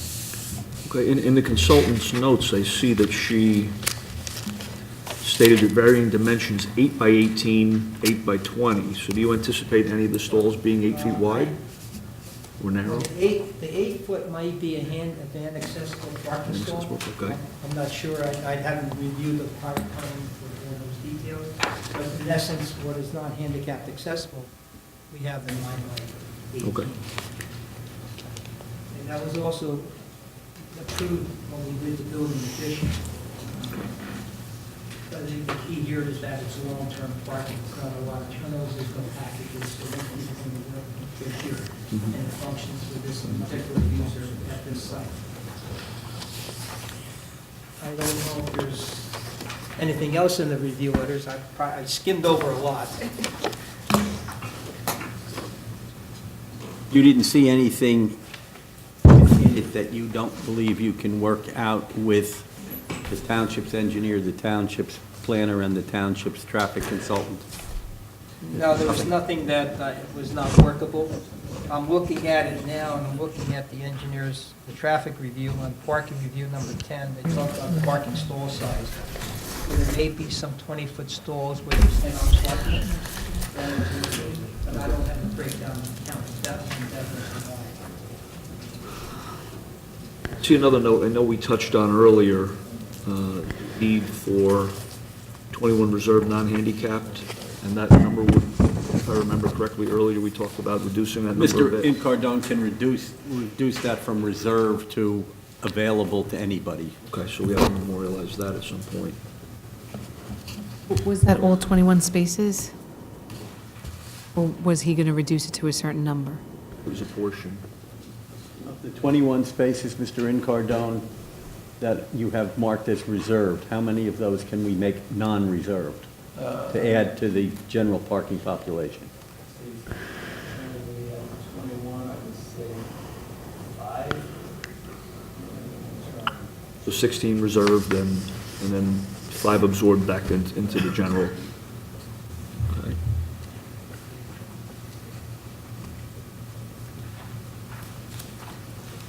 And your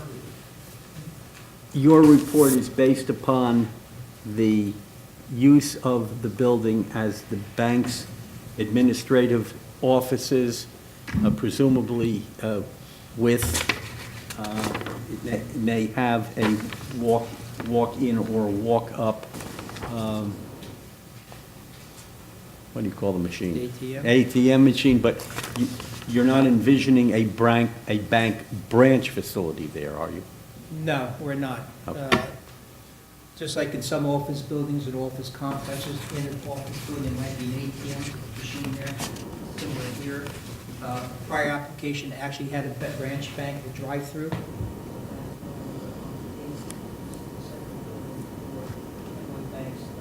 It's administrative and professional. I have no further questions for Mr. Miskovich. Okay, how about the board? Any questions? I have a question for the town professionals.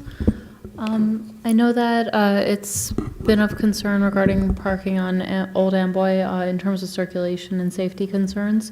Is there anything in local ordinance that actually speaks to enforcement of parking on that particular roadway? Mr. Luca, I was actually going to speak about this because Old Amboy Road has been probably like on the top of our police department's radar recently with tractor trailers that are parking along Old Amboy Road, actually across the street from this this office complex. And then also with the new apartment complex that's coming across the street from here, Renaissance Apartments, the board might remember that we were limiting parking on that side of the street with site triangles. Obviously, it's not built yet, so that hasn't come to fruition. There was a Wawa application that was in front of our zoning board more recently, separate application, a smaller application that was in front of them where residents were concerned about parking on Old Amboy Road, and it had actually signed no parking in front of the residential homes. When Amboy Bank brought it to my attention that there were tractor trailers actually parking back to back in tandem to each other along Old Amboy Road, I went to our traffic ordinance to see what are the restrictions on that road, and there are none.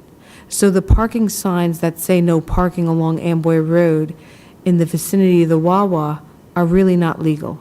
You can't put up the sign without going to the ordinance and revisiting that and going to council and having them agree that there should be those restrictions.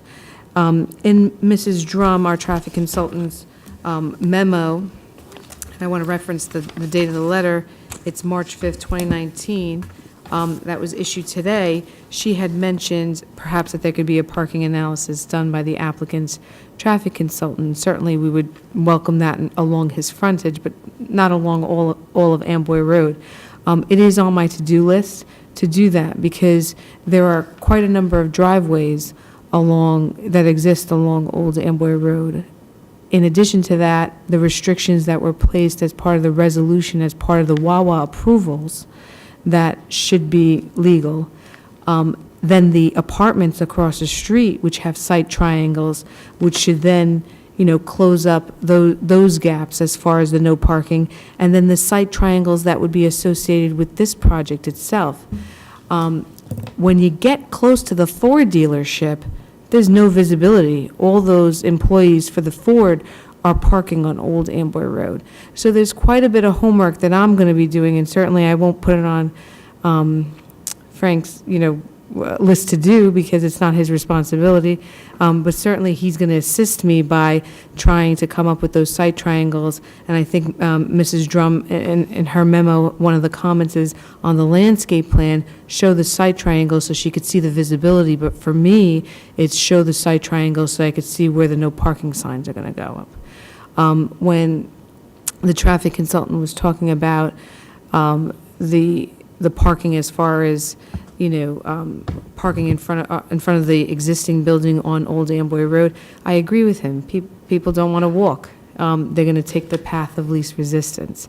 I certainly think distributing the parking and centralizing it between both of the buildings will help that situation out. And the no parking signs along Old Amboy would sort of deter them and keep some of those spaces unavailable for them so that they would park internally.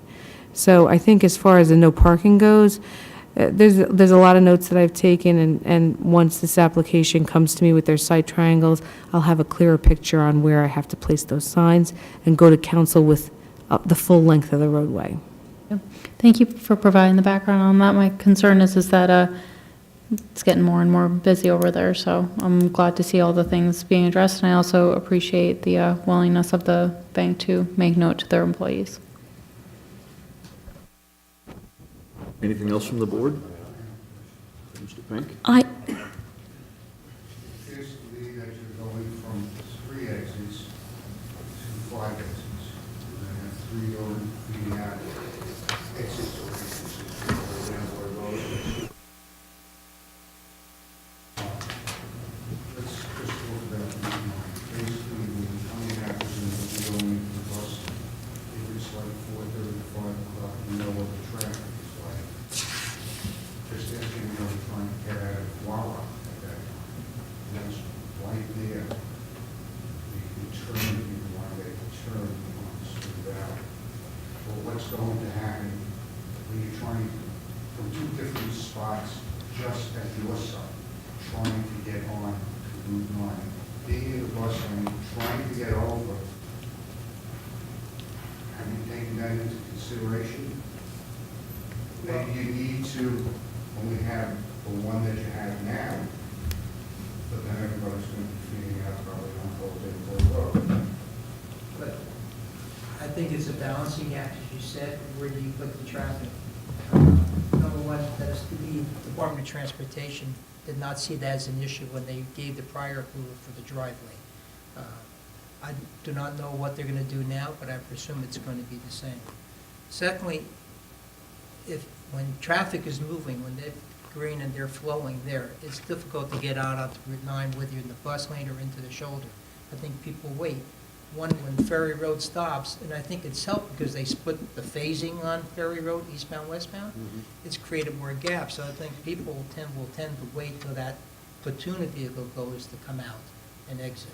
A lot of people are going to be impatient, they're not going to want to go like Well, that. they have, well, the choice, Old Amboy Road, well, which will create other problems.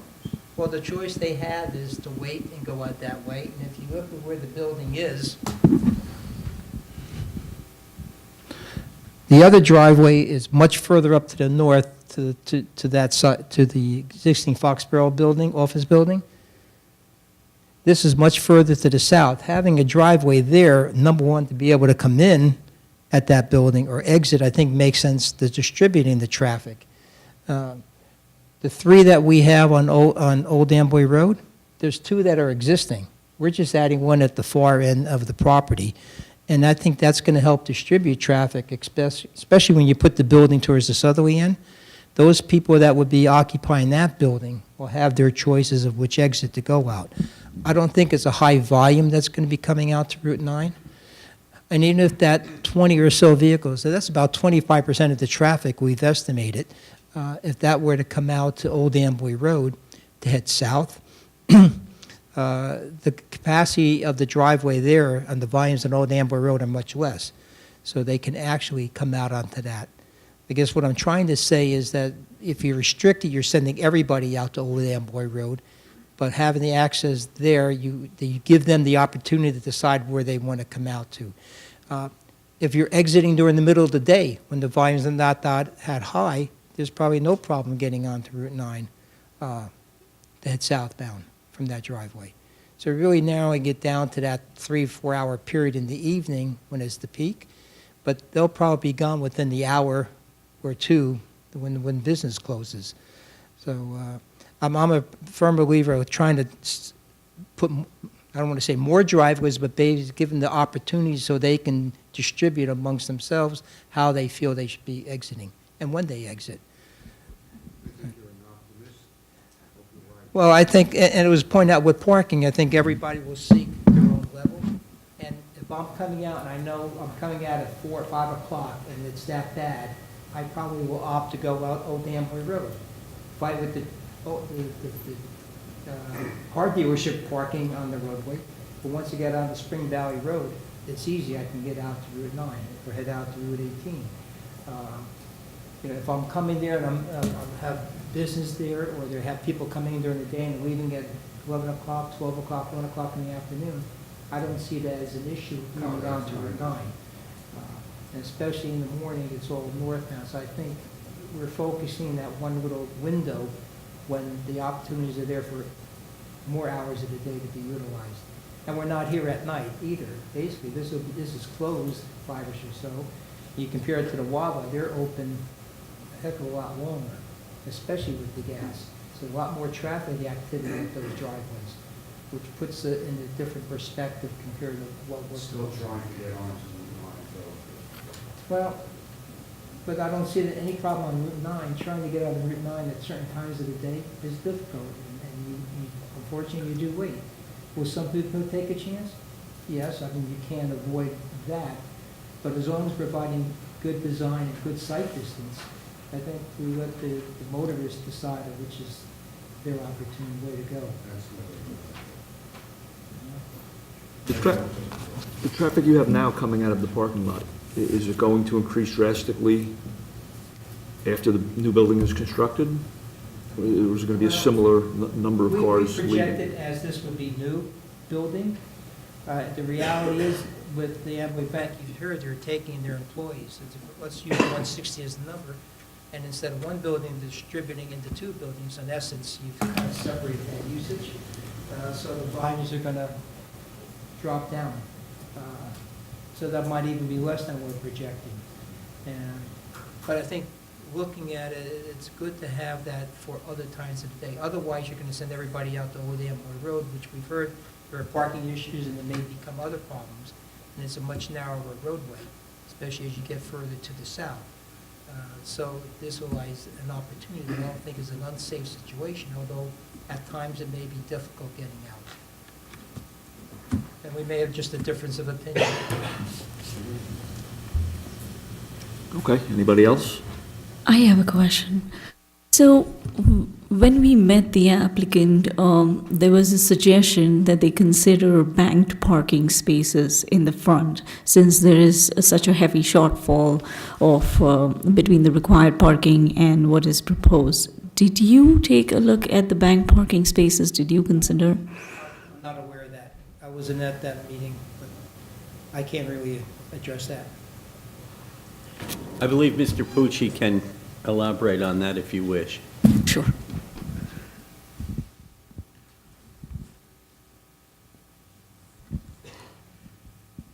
There's an area at the very southern end of the site, closest to Wawa, just south of the one significant heritage tree that is to be maintained in the buffer area, where we can actually put 8 spaces head-on tandem to the proposed edge of the parking lot.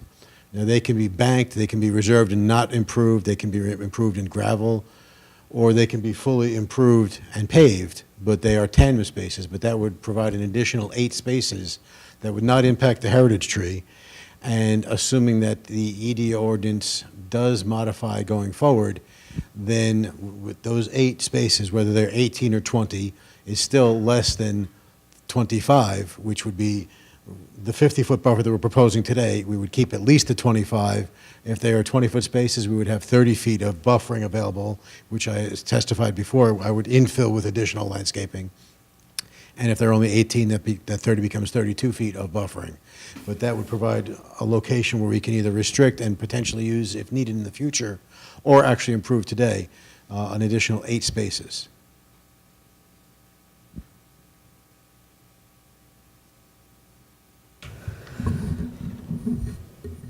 So basically, since there was a shortfall of 7, we thought that maybe that is one thing to consider, that they are banked, and only if need be, those be converted to tandem parking spaces. That was one of the suggestion. It can be done in future. It can be just reserved. You don't need to improve it now. That would be acceptable. Right?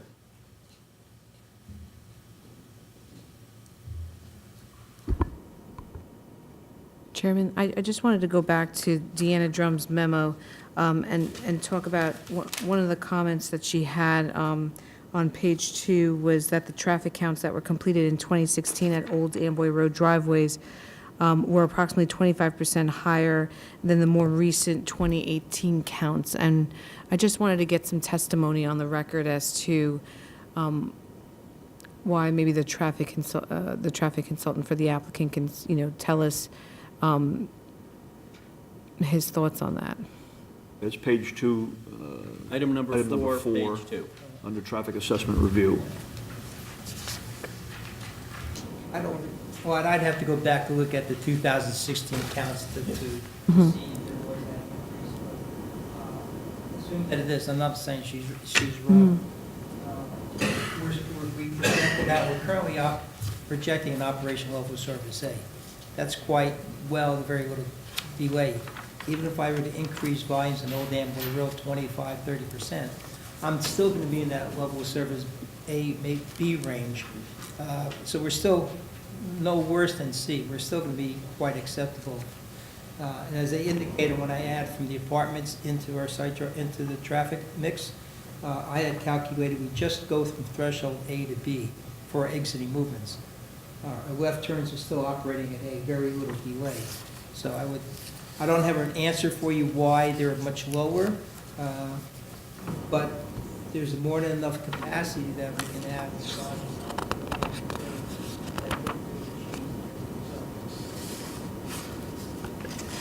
One of the comments that Deanna also had was that this application would be subject to pro rata share for transportation. That dollar amount doesn't get calculated until after the applicant is approved, should the board deem that approval. I just want to make the applicant and you aware that there are some recommendation for off-site improvements on page 3 by Deanna, which is comments probably 18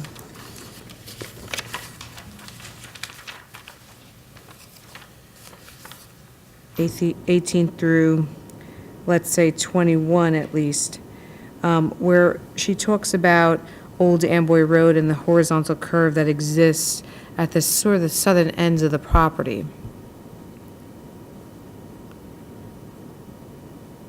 Have you had a chance to take a look at those comments?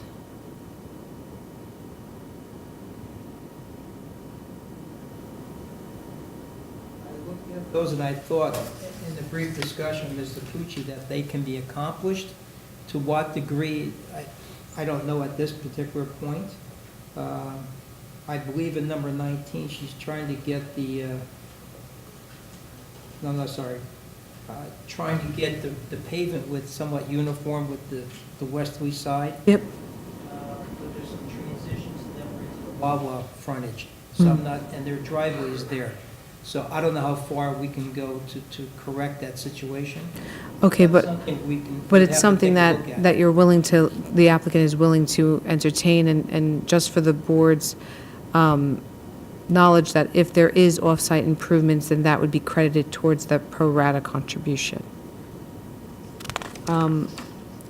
There's quite a bit of comments. There's actually 45 in total. I see a lot that can just be easily accomplished, especially on sheets 4 and 5.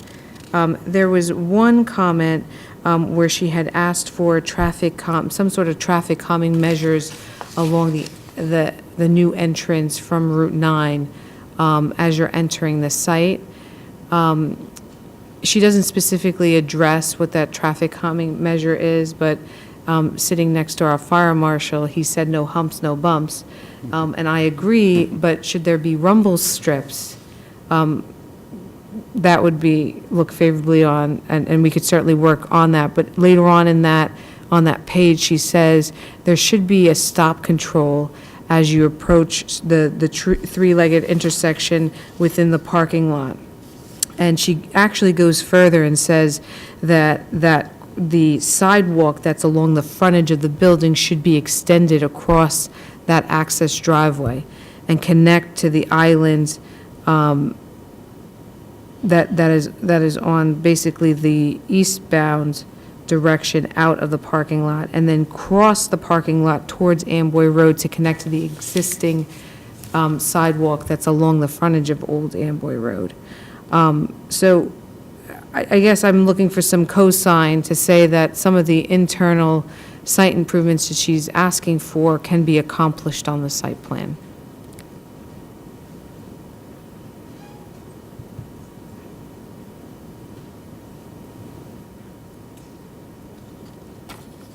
Not really in Mr. Miskovich's area of expertise, but in the pictorial representation, what's being asked for is to have this sidewalk in front of the Amboy Road side, the front of the building where the door is, extend with a crosswalk to the island that is underneath this tree, and perhaps a crosswalk to the island underneath this tree to allow for pedestrians to get to the sidewalk on Amboy Road from the building. At the same time, some form of no humps, no bumps, rumble strip in the entrance here to calm people, and put a stop sign right there so that people coming in have to stop. Now, practically speaking, they have to stop anyway, because if they keep going, they're going to just hit a parked car. But there's no reason we can't put a stop sign there to enforce, and assuming Title 39 is granted, allow your police department to ticket someone who decides to just roll through there and go across a crosswalk, if you will. Yes.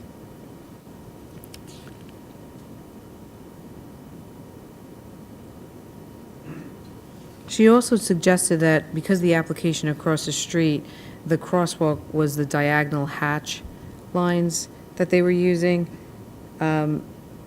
She was saying, she recommended that the driveway crossings the pedestrian crosswalks that would be running parallel to Old Amboy Road be the same application as that's across the street. Right now, we do not show any crosswalks, if you will, across either the existing driveway or the proposed new driveway down at the southerly end. You have a proposed crosswalk that's, that you have labeled in front of the existing parking lot that's parallel to Old Amboy Road, as you sort of go north of the office building, and then you show a detail for the proposed crosswalk on the construction detail sheet. If our construction detail doesn't meet with her preference, we'll certainly change it and use, I mean, if she wants the chevron striping or whatever it is she would like us to do, that's fine. Okay. As long as we all are in agreement with your fire marshal that we're not going to put a raised crosswalk. It's going to be a rumble strip type painted crosswalk, if you will. And Frank, she was asking for, signs on the channelized island. She was asking for site triangles on the landscape plan. She was making sure that the guide rail meets ASHTO guidelines. I believe that all of that can be accomplished. Yes, we did look, they're talking about the guardrail along Route 9. Yeah. We did do an evaluation of that, and we did a submission to the Department of Transportation, but we can't provide those site triangles. Regarding them in the parking lot on the channelizing islands at the end of the parking stalls. It really has not been used at that. Where we have the main roadway or drive out, we can take a look at it. But I think as long as you're keeping any vegetations below that 30-inch level, you have clear sight lines over it. Okay. I don't think it's a strict application of so many feet in either direction, but I think we need to keep the intersections clear. Right. High type of thing. I agree. There was a comment 42 where she talks about the JH shrubs at the island separating the main access, but those JH shrubs, they're only 18 inches in mature height, so I agree with that. We'll look at the landscaping plan to ensure that whatever would be in a, quote, side triangle. And we will look at whether we can put additional stop signs, if that makes some sense. The traffic calming, we can definitely look at. I mean, the one thing that is used in a lot of areas is to now emphasize the pedestrian crossing with the stop here, pedestrian and crosswalk sign.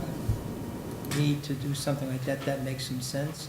At least at the southerly driveway, people, it's not really cut through traffic. The people coming here are going to work here. They're coming for some business relation. It's only the existing driveway to the north between the two buildings, the Foxborough one, that maybe is a cut through, or could be, and we can look at what could be done there. I don't know offhand, it's been there for 20-some years, but we can definitely investigate that if there's anything that can be done. I agree. I think her concern was the speed at which they're coming off of Route 9, and maybe to slow them down even before they get to the crosswalks. But we could certainly clarify with her. So is there something then in her memo, when you quickly reviewed it, that you find exception to? Not that I find exception to. I think some things need to be a little bit taken a closer look at. We talked about the Okay. because there's sidewalk, and we have the Wawa driveway, that any widening or modifications could affect their driveway design. I'm not sure if that has anything to deal with it, or if drainage becomes an issue, but that's something we can definitely evaluate. She did make a comment about the southerly driveway and that it's not perpendicular to Amboy Road. And I could see your reasoning for why you're not making it perpendicular. However, she was also saying that when you're basically turning into the site, you have to make a 180-degree turn for you to get into that first stall. And then she was saying something, and I'm paraphrasing in one of her comments, that you really don't have that much of a length of driveway as you're entering the site off of Old Amboy Road on that southerly driveway entrance before you get to the parking stalls. So now there's a conflict if somebody in that southerly, southwesterly corner wants to park in that space, and now they're coming out, they're almost conflicting and blind to somebody turning into that driveway. She suggested losing 1 or 2 spaces at that location to try and alleviate that concern, to give people enough time to pull out and have that visibility. Mr. Chairman, can I ask for a 5-minute recess? Or a Absolutely. 3-minute recess? Kelly, no, I'll take 5. sure.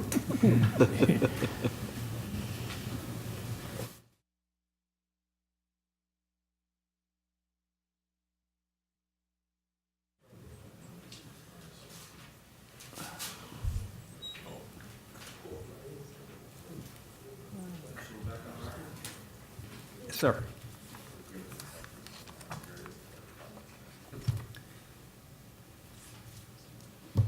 Where were we? Parking spaces. Parking spaces. Had a little opportunity to discuss that, and what we're talking about at the southerly driveway at Old Amboy Road is we're not quite 90 degrees to the roadway. But I'm estimated an angle, we're about 80 degrees, we're not much less than the 90. If I were 60 degrees or a much bigger angle, that could be a difficulty. So I don't have an issue or a problem with the angle But I think what she's talking about, we have a landscaped island that buffers this last parking stall. We do not have that on the southerly side. There's actually two spaces that are, I'm gonna call within the throat of the driveway, that we're showing. First of all, those are probably the last two spaces anybody would use from a practical standpoint.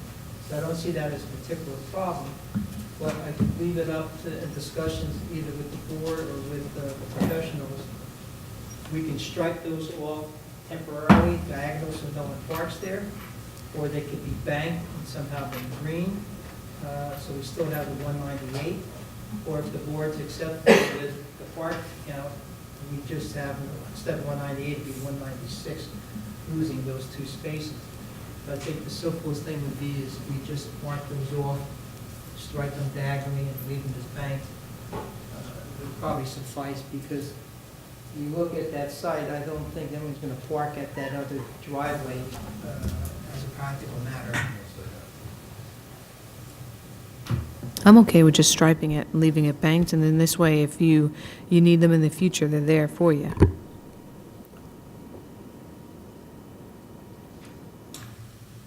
Was there anything else in the, I didn't, nothing jumped out at me, but Yeah, my concern is with this memo coming when it did, today, that and testimony was presented, that it was just kind of quickly glanced over.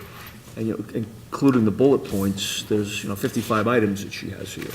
So how can we be assured that everything has been addressed and? Well, I would ask that if the board looks favorably on this application, that one of the stipulations would be that they address the comments all the comments in Deanna Drum's memo to the satisfaction of our traffic consultant and the engineering department. Okay. Acceptable? That's acceptable. Acceptable. Okay.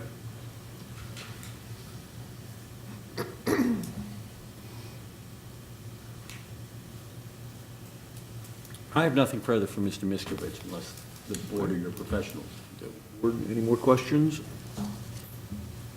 Okay. Thank you very much.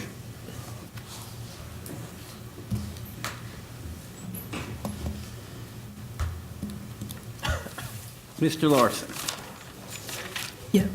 Okay. Still under oath? you were previously sworn. So we've asked you to analyze this application wearing your planner hat, but would you be kind enough to tell the board what you anticipate to be, and I'm not going to hold you to it, but what you anticipate to be the construction cost of this new building? Sure. I can estimate, based upon knowledge of other buildings and talking with my client, the total building, basement included, probably anywhere from $3.8 to $4 million is going to be the construction cost of the new building. And some percentage of that will then become a new rateable to the Township of Old Bridge, should this board see fit to grant the approval that the applicant is seeking? Absolutely, absolutely. And just, if I may, from a planning standpoint, I didn't really do this before. You guys have probably been out to the site. There's two sort of old residential lots that are sitting there. They've been acquired. Then the next thing is a Wawa, right? So this is, from a planning standpoint, in my opinion, great use, right? So we're expanding the existing Amboy facilities. We're making another office use. We're improving it right up until the Wawa lot line, so you're going to get consistent development and a new rateable and good use of the land. And I do think there was a positive move, the way that we moved the driveway. The old approval had it right next to the Wawa driveway, which I think would not have been considering the activity coming in and out of there. So now that we're further away from that, again, from a planning standpoint, I do think that's an actual improvement over the previous approval. And the project, as it's presently proposed, is consistent with the existing land development ordinance of the Township of Old Bridge. It is a permitted use. Yes, it is a permitted use, save and it is consistent with the ordinance. I believe the intent of the zone, certainly, save the variances, which I'm going to mention in a moment, that we've requested this evening. And would you outline those variances that we are seeking, and would you tell the board, if you would, why you believe, as a planner, that the board should consider granting them? Sure. So if I may, numbers are fun. We've heard about the parking quite a lot tonight. We do require a variance for the number of parking spaces. This zone does require 1 space per 200 square feet. We have a current parking ratio as is of 1 point, so that's 5 per 1,000, or 1 per 200 square feet is required. Existing right now, I believe there are 138 parking spaces for the existing 35,000 square foot building. We're at about a ratio of 2.54. It's been living like that for a while. We've heard a lot of testimony about some usage of Amboy Road, some lack of usage of the existing parking. The previous approval did continue to offer that variance or that use level, so we were previously approved at, I believe, 2.54 per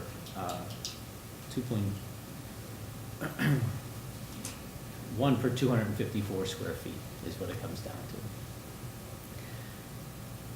What we have in front of you tonight is a total of 19,847 square feet, of which 36,685 is above ground. So the way the ordinance reads, the basement counts. We've heard a lot of discussion tonight about what that basement is intended to be used for, what it is currently used for. Officially, that 19,847 total square feet, we are proposing 198 cars. That is 1 space per 277 square feet. That is a variance I'm requesting this evening, which I feel has been significantly supported by the actual use of a long-term tenant in this building.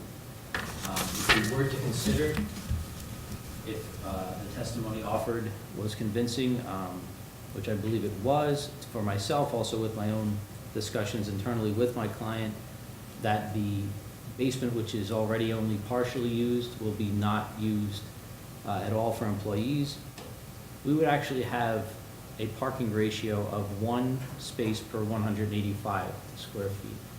So if you were looking at this from the perspective, which, again, I realize your ordinance does not offer this, but realistically understanding we've heard a lot of testimony about the operations of Amboy Bank's facilities, we would actually be in excess of the requirement if we only considered what exists above ground and is to be occupied by office users with vehicles. So we are this evening asking for this board to consider a variance of 1 space per 277 square feet, as your current ordinance requires. We are also asking for a variance from your EDO zone buffer on a major arterial. As has been discussed multiple times, the current major arterial buffer is 75 feet is required. Existing, the current facility is already disturbed up to 50 feet. We are continuing to propose that 50 feet. We have heard also, and it was on the agenda tonight, that there is a new ordinance coming in short order, I believe, that will further reduce that buffer. It has already been considered by Old Bridge to be reduced. So we are asking for a variance to have a buffer of 50 feet where 75 feet is required.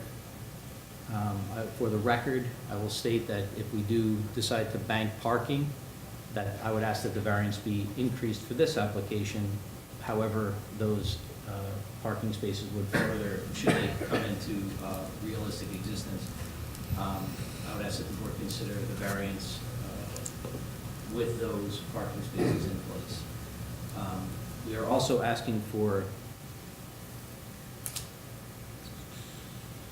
a variance for the sign. And I'll go back in a moment. So I presented to you this evening a sign.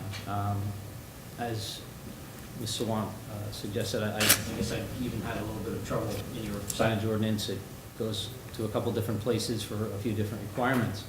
So I will agree with your planner in terms of I am proposing a 6-foot-high by 12-foot-long total monument sign. That aggregate area, as defined in your ordinance, per Ms. Swan's comments earlier, is 72 square feet, where a maximum of 50 is required. I would ask the board to consider us